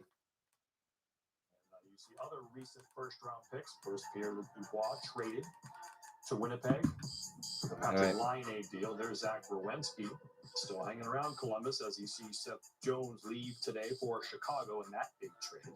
As the Blue Jackets, their 3rd pick of the first round is in. Commissioner Gary Bettman. For the 25th selection in the 2021. Gary's over it, guys. We return to Nationwide Arena, where the Columbus Blue Jackets will round out their hat trick of first-round draft picks. And Jarmo Kekalainen, the general manager of the I'm thinking Hellenius here maybe, or Billy Koivunen. You got to take a Finn. To announce our next selection in the 2021 NHL Draft, I'd like to introduce the Day 1 Blue Jackets season ticket holder, Matthew Byrne. With the 25th pick in the 2021 NHL Draft, the Columbus Blue Jackets select defenseman Corson Kuhlmans. All right, Corson Kuhlmans, okay. All right, so Columbus, they lose a right-handed shooting defenseman today, the Chicago Blackhawks, and they select a right-handed shooting defenseman. Good size as well, Sam. Well, they've addressed the forward position pretty good, so time to go to the D. All right, so I've already talked about Kuhlmans a little bit.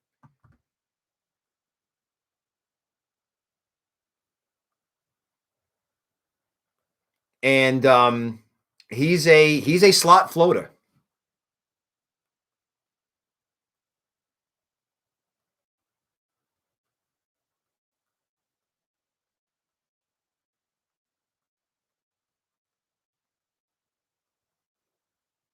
All right, so here's the deal with all right, so Corson Kuhlmans, I'm not anti-Kuhlmans, okay? I understand why, and I've talked about him before, but he played for Brooks in the AJHL, which was a joke of a league this year because of the schedule. They only played a handful of games, and that's always the best team in that circuit, or at least one of them. And when Corson Kuhlmans was on the ice, he was the on-ice general. He did everything, and he is a puck rusher. He is always involved in the offense. He activates off face-offs. He wants the puck. He shoots the puck a ton. So you have a lot of offense. They always talk about Cale McCaw because they play for the same program. They both went to Brooks. He's committed to Wisconsin. Now, the games that I watched him play in Brooks, I'm like, all right, listen, man, you're playing against inferior competition. You're not playing in the OHL. You're not playing in the Dub. You're not playing in the USHL. You're playing in the AJHL. Okay, it's a massive step below. Not and collectively, okay, because you're going to get good plays out of it. Why would a Canadian kid play in the AJHL or the CJHL in general instead of Canadian Major Junior? Very simple. They want to go to college. And if you want to go to college and you don't want to go to the United States to play in the USHL to maintain your NCAA eligibility, you stay in Canada and you play what's called Canadian Junior A. So the best college players or college-bound athletes in Canada, they either play Canadian Junior A, right, or they play in the USHL. They cannot play Major Junior because the second they do that, they lose their eligibility. Oh. Big shout out to all our fans. All right, Minnesota's next pick is in. Minnesota. And now for our next selection will be Weston Curvers. Mr. Personality, Bill Guerin. With the 26th pick in the 2021 NHL entry draft, the Minnesota Wild are proud to select Carson Lambos. All right, Carson Lambos. All right, very good. It's a good-looking family right there, those Curvers kids doing a great job, showing lots of courage. All right, so obviously I love this pick. Another defenseman, left-handed, shooting. I want to hear what they say about his full-grown man, just about. The interesting backstory about this young man is when you go back to his 16-year-old year, he played in the top pairing. He got all the top matchups against. He was still able to produce. He logged heavy minutes. And as a 16-year-old defenseman in that league with all the travel in the Western Hockey League, that is a really difficult challenge, especially when you're on the easternmost part of where that league plays. Everything they have to do, they have to go west to play. Yeah, they got Brandon close by, but after that, it's really difficult. So at that point, he was projected as a top 10 pick because he could do everything. He was that all-around defenseman. Well, he comes back this year. He ends up going over to Finland. He plays in a couple levels over there, and you have to think how difficult that must be. You're worried about the health, the pandemic. All right. You're in a new ice surface. As a defenseman, the angles are a lot different there, so you might be overwhelmed. Then you're playing against men, different food, different language, all of these things. I just want to hear this. And so now you're wondering, what's going on with this guy? He doesn't look like the same player. He comes back, he gets into a couple of games with Winnipeg, and then that's bullshit. There's a medical issue. He undergoes the ablation procedure. It's all fixed up now, but no doubt it had to be very, very painstaking sitting there watching because the whole family and the player. Okay, so I cannot stress this enough. I want people to go and cut down the film and show me where he struggled in Finland. I want you to take me specific examples and explain to me how a team that sucked, a team that was on the 500 and was leaking like 4 goals a game, he shows up there, they start winning, they're leaking, they have their goals against, and he gets promoted to the fucking A team. How does that happen if a guy is struggling, right? Explain that to me. I want to know where this fucking narrative came from, where Carson Lambos goes to Finland, right, and struggles. I want to know where the fuck it came from. I really do. I want someone to show me the notes, their game notes, that show me that he goes to Finland and he struggles. Because he was playing 20-something minutes a game. So how is a team that, and by the way, Yip, I think, was like 6-8-2. And I wrote this down. You go on the blog. I wrote, it's all free. I wrote it down because I tracked the whole fucking thing. How Lambos goes from being a potential top 10, 15 pick, and he goes to Finland, and this narrative starts that he's not playing well. I just don't know where it comes from. How is it justified? So this is why I hate fucking hockey draft coverage. I really do. All it takes is one person to start some bullshit, and that's it. I back up what the fuck I say. I do. I write it all down. I have it all in my notes. I have notepads. Here, look. I'll show you. Here, look. Where is it? Hold on. Who's this? Lambos. No, Edvinsson. There we go. All right. So, look. See, I got folders, right? I got Lambos. Okay. See, I got all my notes, right? I got all my little game notes. Lucius, Anton Olsen, right? This is what I do. Anton Olsen. These are my game notes, right? This is just one game, by the way. Most I do on digital, but I break down all his games, right? All his shifts, everything. This is what I do. Okay, that's all I do. And so I go back and I track everything. And again, this narrative that came at Cossa Lambos struggled in Finland. It's bullshit. Complete bullshit. He's not. He's fine. Okay. And I really hope he hits. Not just to prove me right. I hope he hits just because it's such a bullshit narrative that you make out of an 8-game sample. 8-game sample. Or 10-game sample, or like whatever it was. In the WHL, he was one of the best young defensemen in the league. But no one wants to talk about that. So it's like disinformation campaigns. It's crazy. Sorry I had to get all fired up there, but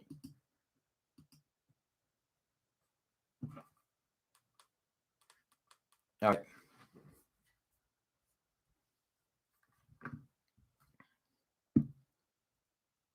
Yeah.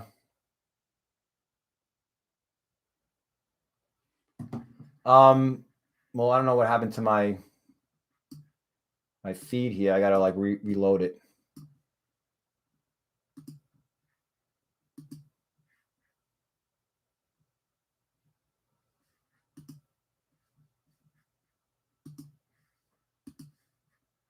Sorry about this, guys, but this is what it is.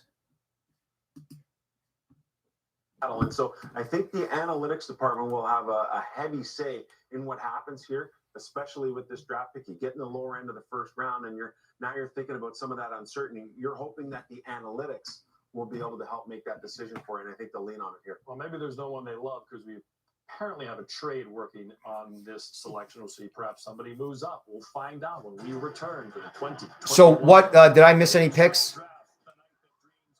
Did I miss any picks after Cossa Lambos?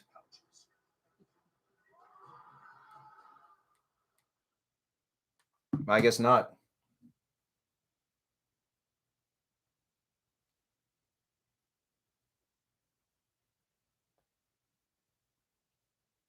All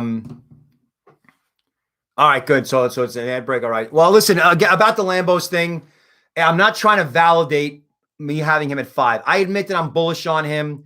Again, like we always get that every year, right? Where this narrative comes out of nowhere, but it can't be backed up. And I'm of the opinion, right? I'm of the opinion that a lot of people that are analyzing these kids don't fucking watch them. It's that, and I'll start calling people out that there's a lot of people out there that don't watch the kids, that they go, and again, you ask my wife, she's right there on the chat. Ask my wife how much time I spend a day watching these kids play, right? And you build a whole book on them. So again, it's just like Edvinsson, where it's like, ask the question, why was he not the number 1 defenseman on Frölunda? He wasn't the number 1 defenseman on Frölunda J20 because he didn't deserve to be the number 1 defenseman on Frölunda because he didn't play like one. Why was Simon Edvinsson not the playing as a number 5 or number 6 and number 4 on a struggling Frölunda SHL team? Because he wasn't playing well. Did we hear that narrative? No, we didn't hear it. Why? Well, we're going to report whatever we feel like reporting. All right. It's almost like kind of like fake news. You know what I'm saying? Where like so many people hear this information about like, well, I hear concerns about his skating. Okay, that's fair, but you always have to look at it within the context. And again, like I said, when I watch the NFL draft, man, I don't watch the guys, but I have faith in them. I really do. And when I go back and I research, I'm like, shit, you know what? These guys really knew what the fuck they were talking about. Steve Mariucci, who was a coach of the 49ers, I'll never forget the draft that he covered the one year I watched it because I haven't watched it in a while, where he brings out the binder. It was this big of all the players. We're talking about the NFL drafts. You get 7 rounds, just like the NHL. I'm watching some weird commercial right now where some weird family is dancing, and it's stupid. And I hope you guys don't do that in your homes. You could dance, just don't make like some weird video from it. Yeah, these are long commercials. Hold on.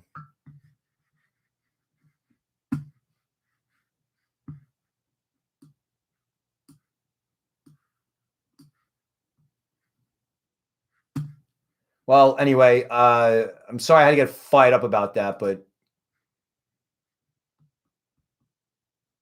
all right. So Carolina's on the clock. Canes, remember what I said? You're in the sweet spot, organization-wise. How you have great farm system, great NHL team, young star talent everywhere. I mean, it's the sweet spot. It's where exactly you want to be.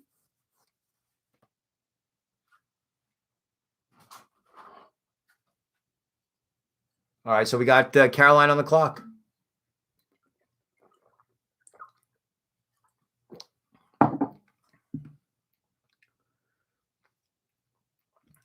All right, so they're interviewing Brian Boucher, and you got to be happy for him. And I don't want people to think that I'm like, disparaging the kid. I love Tyler Boucher. I'm just, like I said, very shocked that he went top 10. I don't think anybody saw that. Even he might be shocked, unless they eventually told him. So, who's going to play goalie for Carolina? Well, they got the kid Amir Miftakov. He's pretty good. In the NHL level, they can really do whatever they want because with that high-powered offense, they could really put any goalie in there.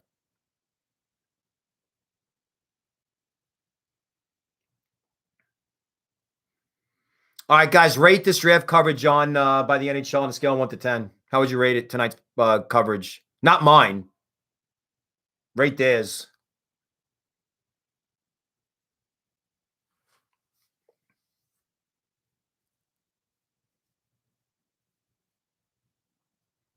Hell no, Kevin. No, I can't. I'll die. What I'm gonna do tomorrow for day 2 is I'm gonna do screenshots of all the picks, of all the things from the draft report, and then I'll have notes on everybody else because I have notes on a lot of kids that I put in the draft report. So, and it's round 1. Round 1 should be a 10 out of 10. That's what's crazy. Like round 1 draft coverage should be 10 out of 10. You know what I mean?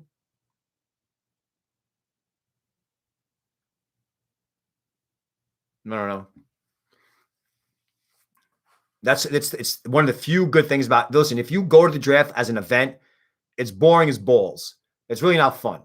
And, you sit there and, they play horrible music in between. They play like, One Direction and, Miley Cyrus. And you're like, you want to jump off the freaking balcony. But I used to go there. Like the first time it was like an experience. It was in South Florida. I had a good time there. My wife came to visit me. We had a good time. But then after Buffalo was okay. Chicago okay. Dallas was fun. But I'm like, you know what? After Vancouver was not fun. And I'm like, I don't know if I like doing this. And so now that I got the office here, this is what I'm going to do. I'm not going to go to the drafts anymore. They want to do it in Nashville, fine.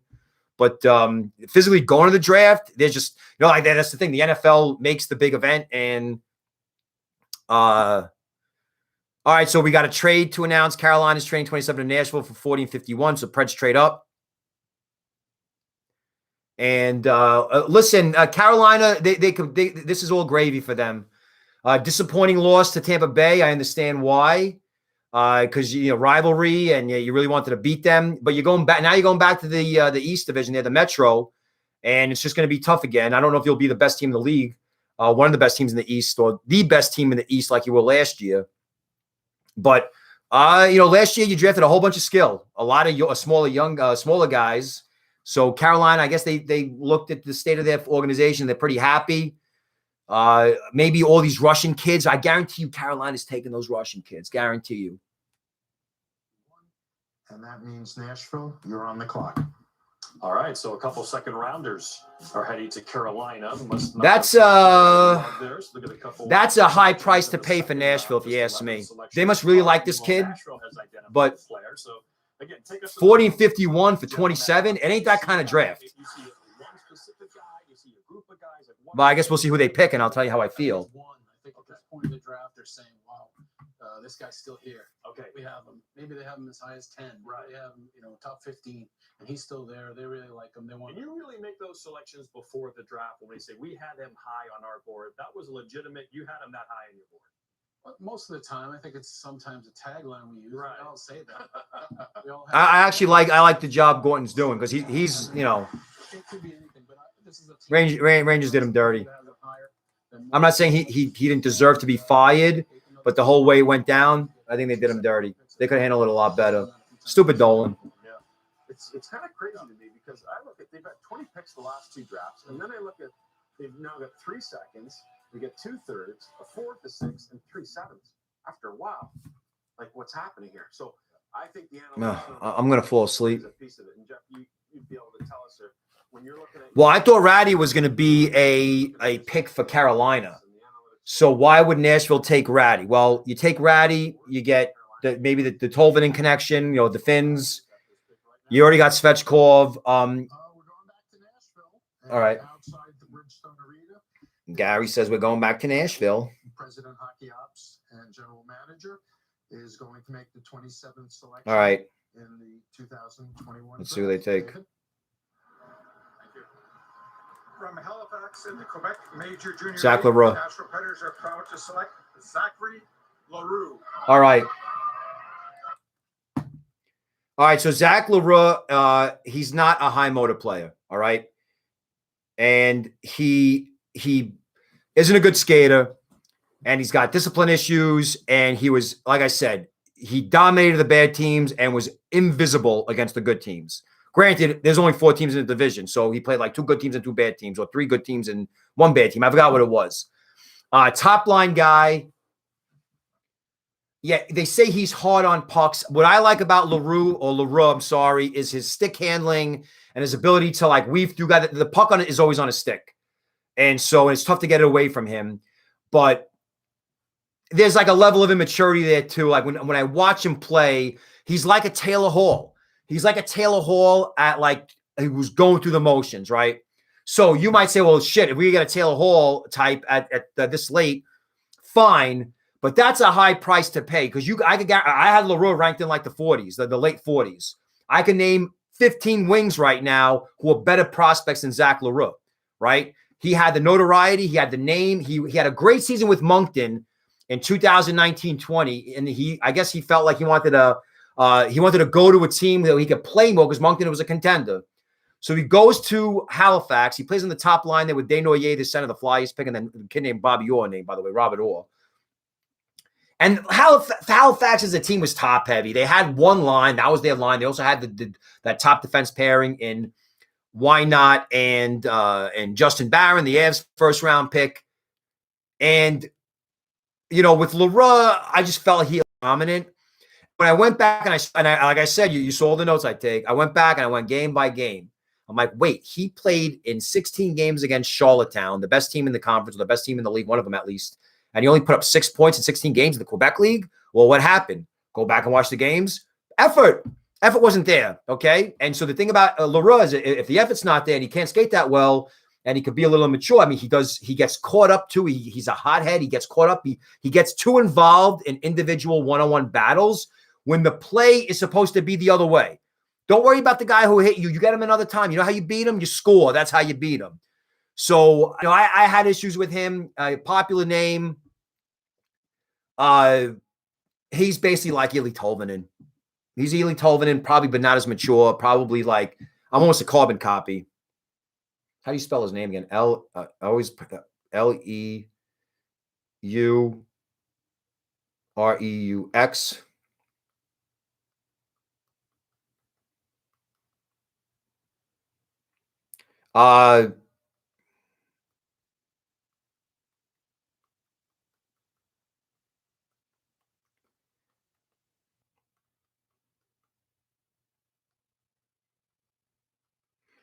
All right, so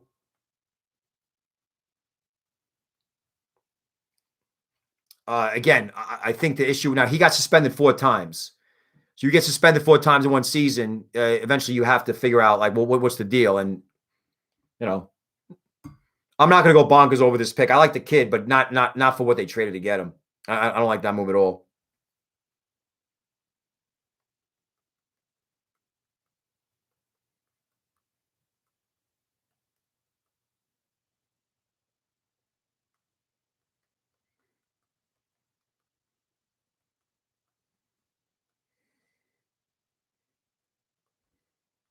All right.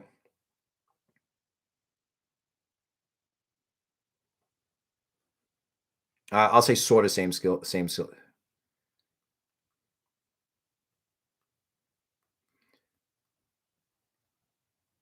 All right, so the pick is in.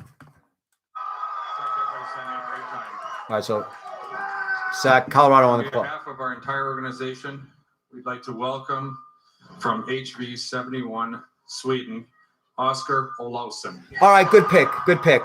Underrated. So now Oscar Olausson, let me just tweet this out. And was it 28? Oh, I'm almost there. I'm almost done. Oh my God. I'm so happy.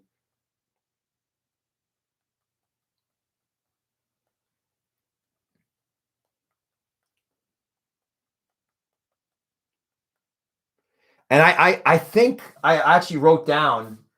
I think I wrote him down as an option for the Avs. So just let me tweet this out. Oscar Olsson is a high-profile guy, right? And he played for HV71.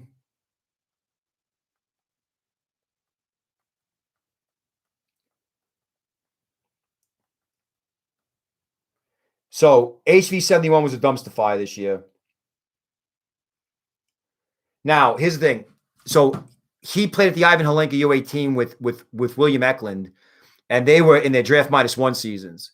And I went back and looked at all my notes, the 2019 Holinka, so August of 2019, and all the notes are like studs, great move, great play, smart, skilled, fast, dominating pucks, driving teams, driving possession, best plays on the team. And that was throughout the whole tournament. So clearly, I'm going to keep an eye on these kids. And so now with HV71 J20, destroyed it, just smoked it, right? Almost scoring like it was almost like 1.5 a game. High volume shooting. So clearly he outgrew that league. And then he played for the HV71 adult team. Didn't play all that much. I think he played for Sodatalji, whatever it's called. In the Allsvenskan. Played pretty well there. Then he went to the Hockey Etan, the little ECHL type league they have there in Sweden. So the thing with him is he aged out of the U18 tournament. He was too old, like Eklund. He played at the World Juniors. He was the last forward on that team, and they barely played him. When Lucas Raymond got hurt, actually, in that game, forgot which game it was in the World Juniors, they put him in on the power play to play with Holtz and with the Soderblom, and it didn't really work out. What I love about Olsson is he's an assassin. He's like a Joel Farabee type, right? You make a mistake, especially if you're a defenseman, you're handling that puck near your line, he's going to pick it off. He's going to speed by everybody and make a nasty move on the breakaway. Dual threat, two-way type. I tweeted out that he has a nasty backhander. You got to see some of the goals this kid scored on the backhand. It's phenomenal. Almost like a Matt Sundin type. So it's a good pick for the Avs. They needed help. Now he's a left shot. He could play right wing. When I looked at the Avs on the right side, right wing, they got Martin Kaut, and he's had some injury issues, so he hasn't really panned out yet, even though it's only been a couple of years. So I felt like, with all the talented centers that they had, that a guy like Olsson would make sense, and they end up drafting him. So good pick by Sagan and the Avs. The wrist shot, the finish, the hands, the ability to be a scoring threat and a facilitator, both the same on the power play. I love it. So good pick by the Avs. And we have the Devils on the clock. All right, so we'll see.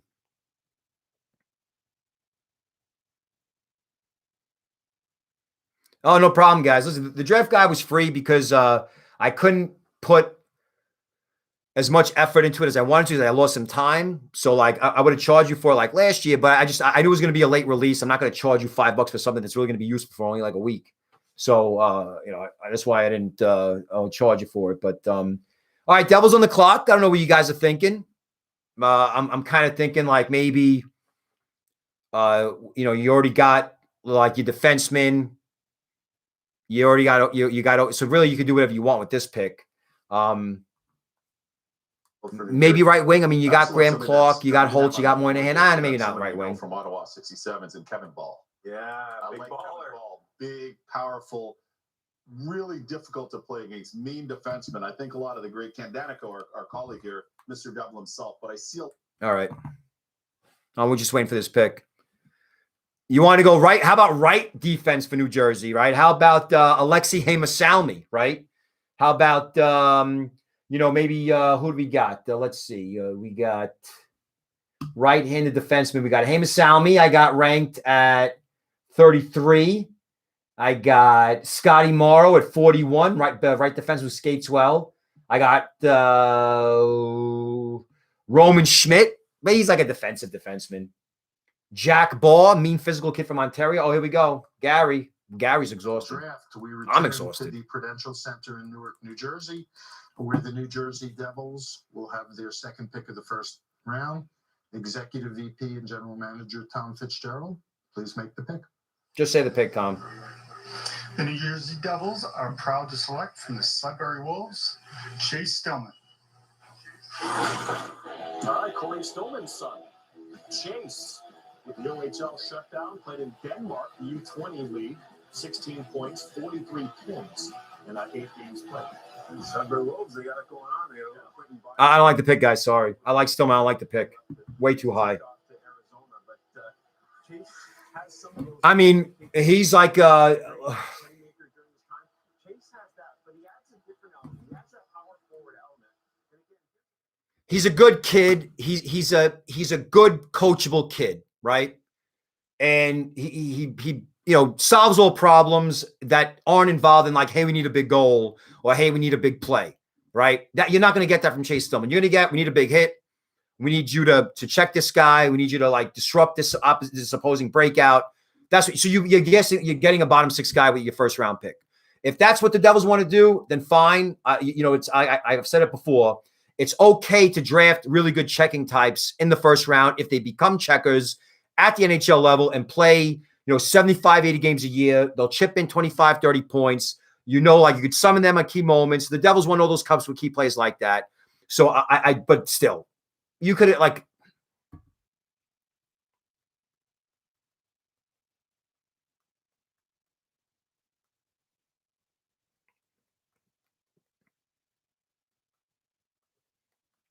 I mean, not a bad player.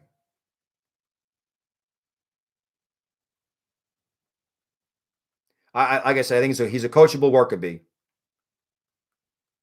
That's what I'm writing. He's a coachable worker bee.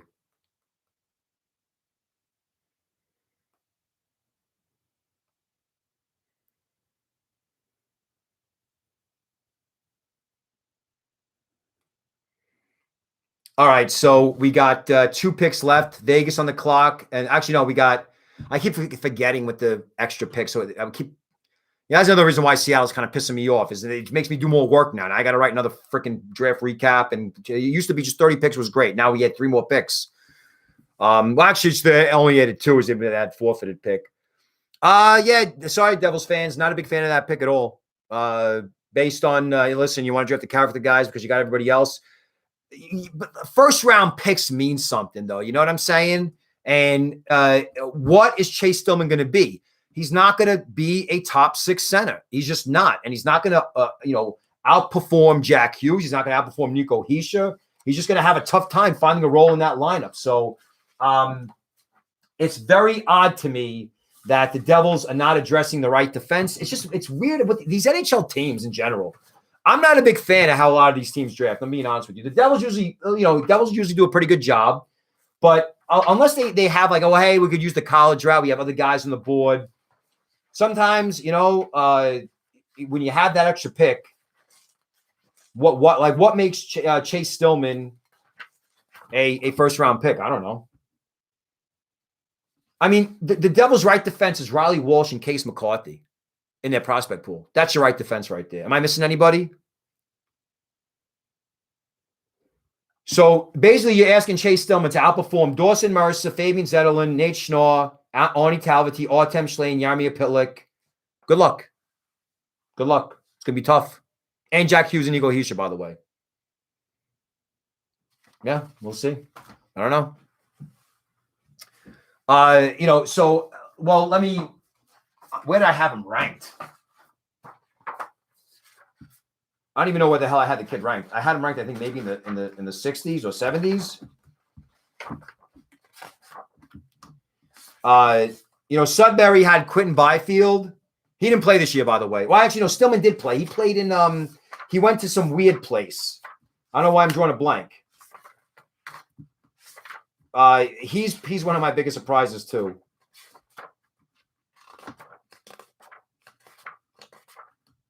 I don't know why I'm going a little backwards. Where the hell did I have Stillman?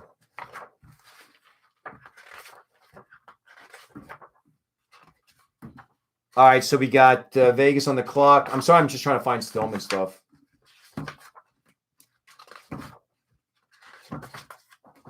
I just forgot what. Yeah, I had him like in the. Here we go, 72. All right, so Chase Stillman. All right, so high energy winger who was selected 25th overall by the Subway Rovers in the OHL priority draft. Good skater, above average speed, useful winger in the offensive zone. I mean, they had him listed as a center, but he played wing mostly. Team-centric player, smart and versatile, understands all facets of the game. Not easy because he had to play for his father, who's a coach. He played in Denmark, Esbjerg U20, and he dominated there. So maybe that was what helped him. From the Gatineau Olympic of the Canadian Hockey League, Zach the Dean. Vegas Golden Knights are proud to select Zach Dean. All right, Zach Dean. Zach Dean is an inconsistent player. He had the hold on. Has great abilities. He looks great. I mean, he looks like a beautiful skater, right? Hands, playmaking, scoring, smaller kid. He's just inconsistent, right? You don't get the same effort every day. And maybe you could see him. Now the effort is good off the puck. So I don't want to say he's lazy. I'm talking about consistency in scoring.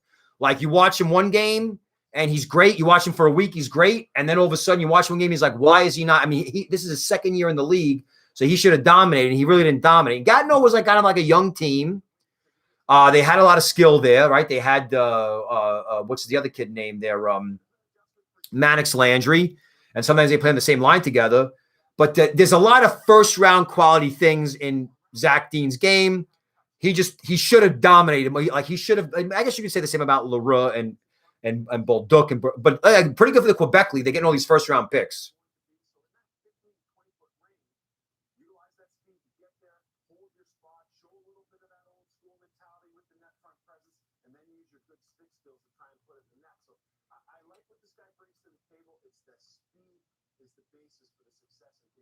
Exactly, and I like the fact that he's playing in a tight box, a little tinder box. The Robert Goodtown Arena in Gatineau, that's a tiny barn, and playing across the river in Ottawa. I go over there to watch Jose Fyodor and see how he was doing at the time. But that break forces you to have to think. All right, so Vegas again loaded at center.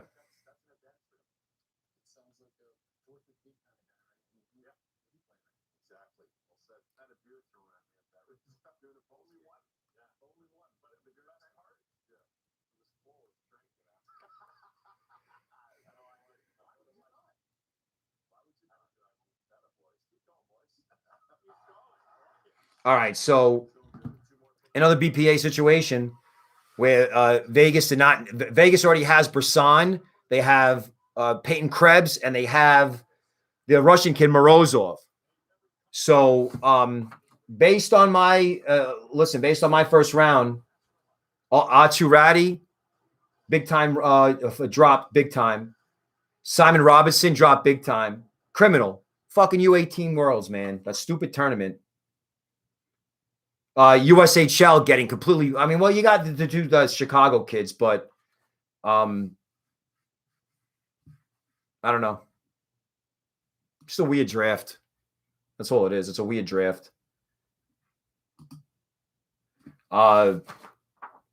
Russian kids. Anti-Russian bias.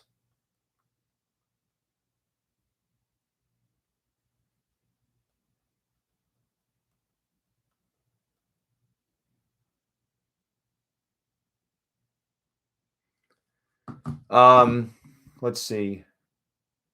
All right, we're almost there. Yeah, Denmark, right? Oh, Norway, Denmark. Yeah. Like I said, I wrote about him. I wrote some good things about him on the draft guide. Yes, he is a PKer. It's crazy. You know what? I'll tell you what. I'm a conspiracy theorist, and I'm really surprised that teams went this heavy with the CHL kids. I didn't think it was a good year for CHL kids. I really didn't. I think a lot of these kids underperformed. The European kids, to me, were better. They had better draft years, and they looked like better prospects. So it seems like a lot of these teams, they just did the CHL a favor by drafting them. I mean, all right, let's see.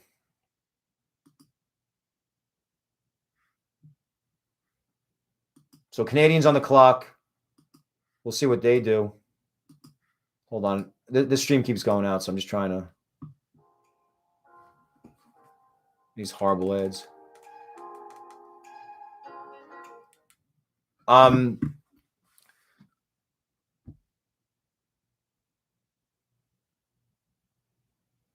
right. I am not a conspiracy theorist. I am a conspiracy analyst. All right. Gore Vidal said that. Okay. Well, listen, Danik, thank you. Like I said, the reason why I didn't charge any money for the draft report was because I was releasing it late. That was the only reason why. And it was kind of like a personal goal of mine to get it released.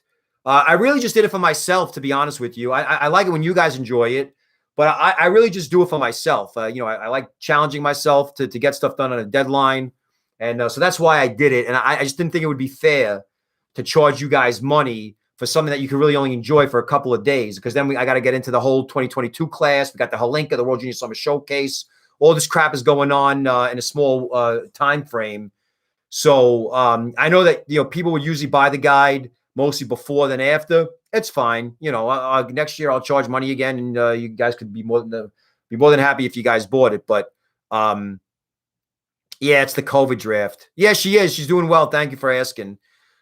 She starts radiation therapy, and it's so far so good, right? The prognosis is pretty good long term. So, my mom's okay. She's tough. She had a stroke, she had breast cancer, a lot to deal with in a small little period, 2-year period. So was going home a lot to spend time with her, and she's okay now though. All right, Canadians in the pick is in. Let's see what we got. Gary's done. From Montreal, Quebec, at the Bell Center, which will host our next draft, Marc Bergevin, the general manager of the Montreal Canadiens, will make the 31st selection in the 2021 NHL draft. Marc? Thanks, Gary. Avec le 31e choix au total, les Canadiens de Montréal sont fiers de sélectionner. With our 31st pick overall in the NT draft, the Montreal Canadiens are proud to select the Knights de London défenseur Logan Mailloux. All right. Well, this is something that's fucked up. Didn't happen, but now it has happened. Wow, that's fucked. We got a story, folks. Logan Mailloux goes to the fucking Habs. Logan Mailloux gets drafted by the Habs after he withdraws from the fucking draft. How is that allowed?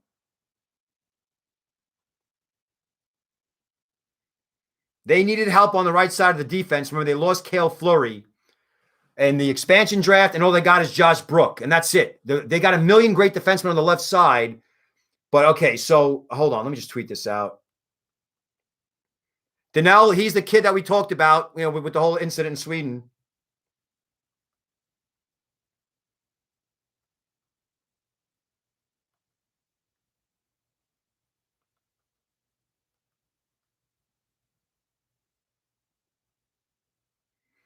All right. So here we go. Here's the deal. This fucking kid, right? And he's a kid, went to Sweden, second round OHL draft pick, right? A high profile kid, big kid, great, good skater, booming shot, cannon of a shot.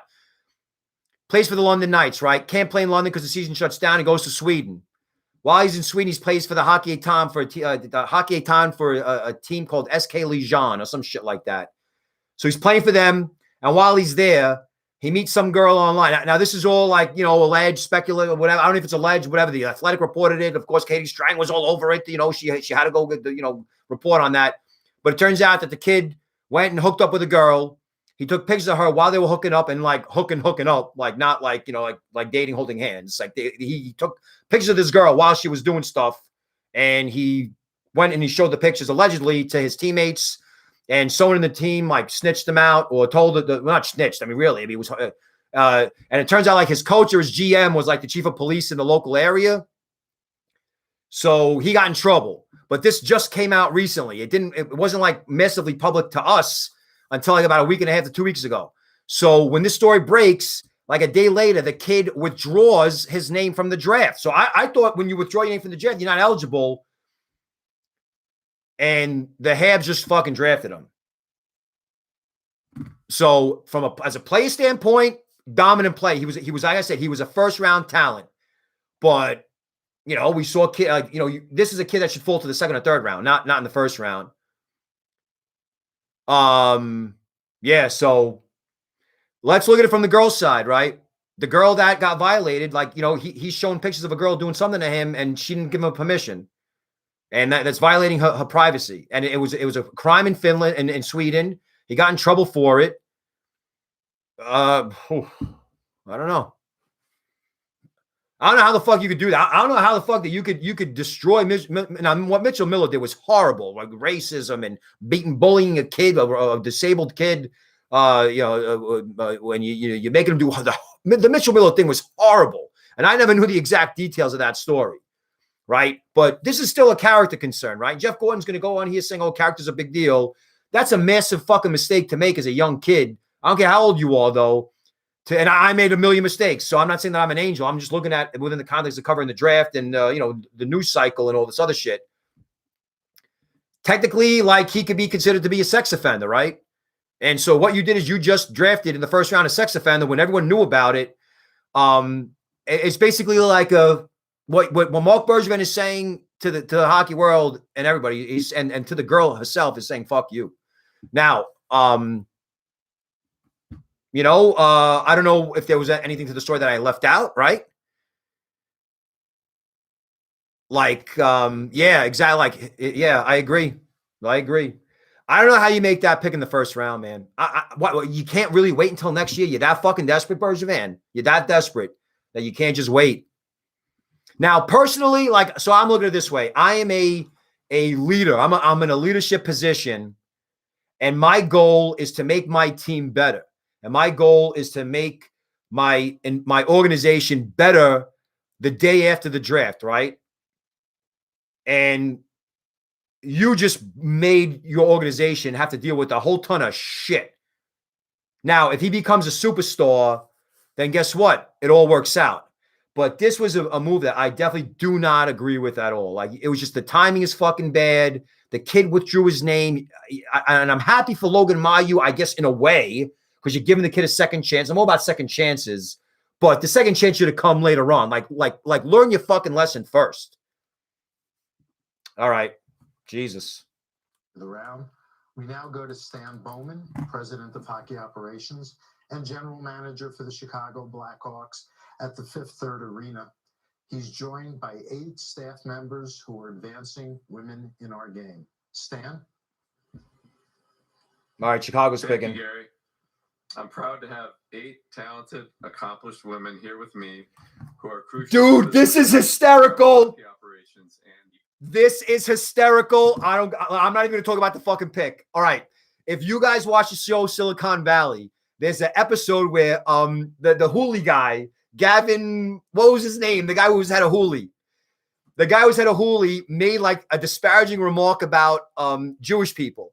And so because he got caught on camera talking shit about them, being anti-Semitic, they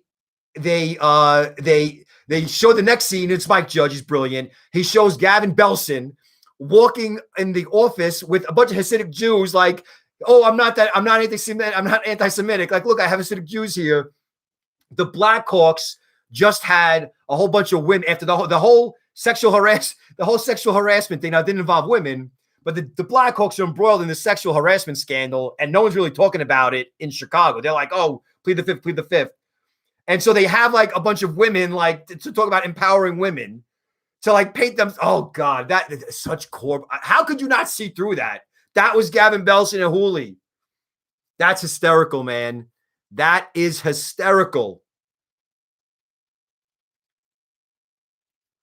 All right. So first of all, Nolan Allan, the Hawks just took a defenseman. They did not need Nolan Allan is a zero offense. He's a physical punishing defender. Literally no offense. You're not going to get anything from him. Well, a lot to process. Actually, this kind of picked up towards the end. That was so. I'm telling you, if Silicon Valley, great show. Mike Judge is a fucking genius. I love that show. I'm going to watch it again when I get a chance. That was hysterical. This is how corporations work, man. This is how they work, right? Like the Hawks are they're in this scandal where they had an assistant coach or some type of guy in their staff was like doing really lewd things with his you-know-what and to players and shit. And the player was actually on the team and complained about it. And they didn't punish the guy for it or something like that. And then he he like was going to get another job, and he went to that job, and they wrote him like a fucking reference letter, even though he was, known to do this weird shit. And so that's been a story that's been all over the news too. So the Hawks embroiled in this scandal, and everyone's like saying, dude, fire the GM, fire everybody. You cannot have covered this up. It's horrible. They have like all the women, like, oh God. The message was the right message. I got it, but come on. Are we that stupid? Are we that stupid?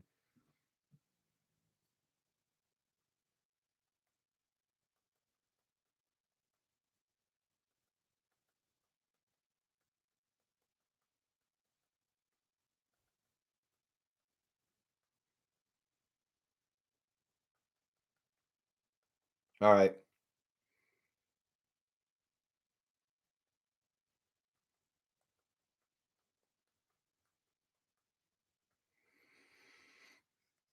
This first round fucking blew. I'm not feeling it at all.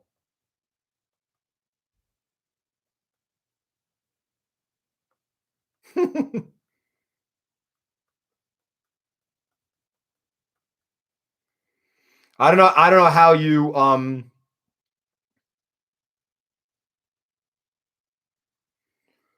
the last thing that the Chicago Blackhawks needed was a defenseman.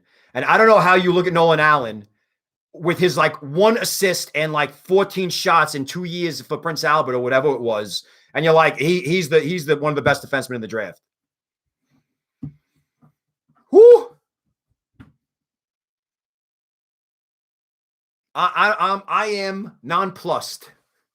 I am nonplussed. I don't know what to say. I really don't know what to say. I want this day to end. I really do. Because tomorrow I'm just going to be tweeting shit out, and you're not going to see this live reaction. So you got a kid that this is crazy, man. This is crazy. I haven't even drunk. I only had 1 beer. I've been so busy with this shit. Oh my God. Now, and listen, if you want to be the type of people that are going to say, hey, listen, give the kid a chance. It's not a big of a deal. Like, not in this day and age, man. Ain't 1985. Ain't 1995. Ain't 2005. All right. You can't fucking go ahead and fly pride flags and BLM and all this stuff and say that you're behind all these efforts and you take it a corporate stance to support, social justice and all this stuff like that. And then you go and you fucking draft a kid who just did what the fuck he did. It's tough. I don't know.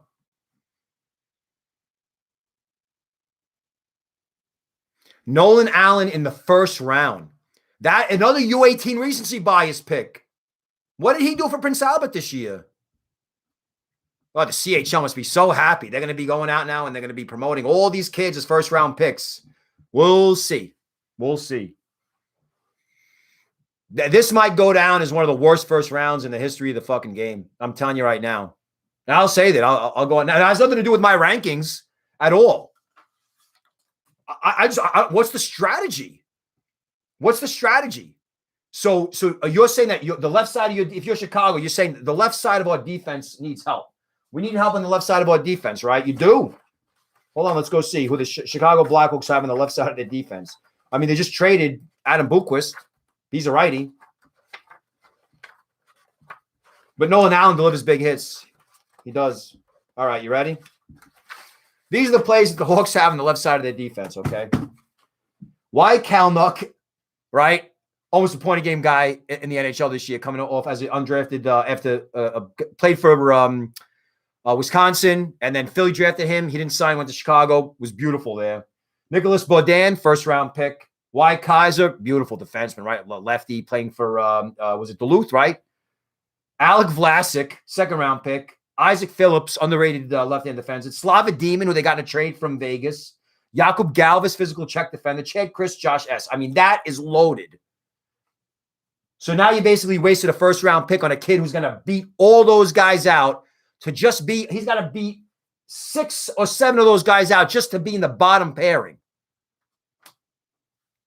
So you want to say he's a Seabrook? I'm sure we'll hear that line. No, he's a Brett Seabrook. Did we miss a pick, by the way? That may have not been picked quite yet. So true. To say 3 guys in the same family in the first round. All right, so did I miss a pick? Did I miss a pick? Habs got Mayu, Hawks got Allan.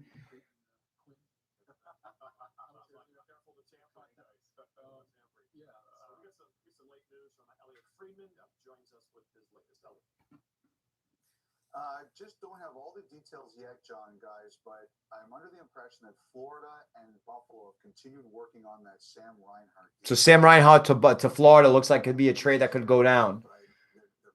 You know, Florida got Sam Bennett, and it worked out. And now they want the other Sam. Did I miss a pick? Was there one more pick? Did I miss anyone?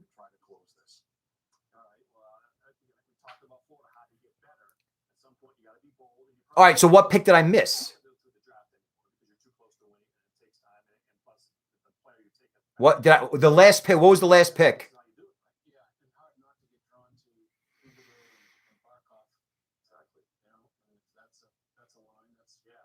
There were 32 picks, right?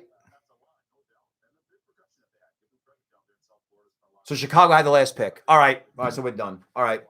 Listen, this is on record. You saw my reaction. All right, I could shut this bullshit off. All right, so overall impression is the first round sucked ass. Wasn't very exciting. It was exciting for the wrong reasons. A lot of teams made stupid picks. I just don't like the picks that they made. Tons of U18 recency bias. That one fucking tournament, we knew it was going to happen, and that's it. So, sorry for the cursing. You know, I know. Listen, I wear my heart on my sleeve. I get, I'm a fan. I'm an emotional sports fan, so this is how I am. And I want to thank you guys for tuning in. I guess maybe I'll do a podcast. I'll talk about it. I don't know. But I'm going to do a roll-up on the blog, free blog, and tell you my thoughts in case you want to see it in written form. But, yeah, I'm glad you guys liked it. I'm sorry it was just my face talking for fucking 3 hours, but 3.5 hours, Jesus. But have a good night all, and I will see you guys next time.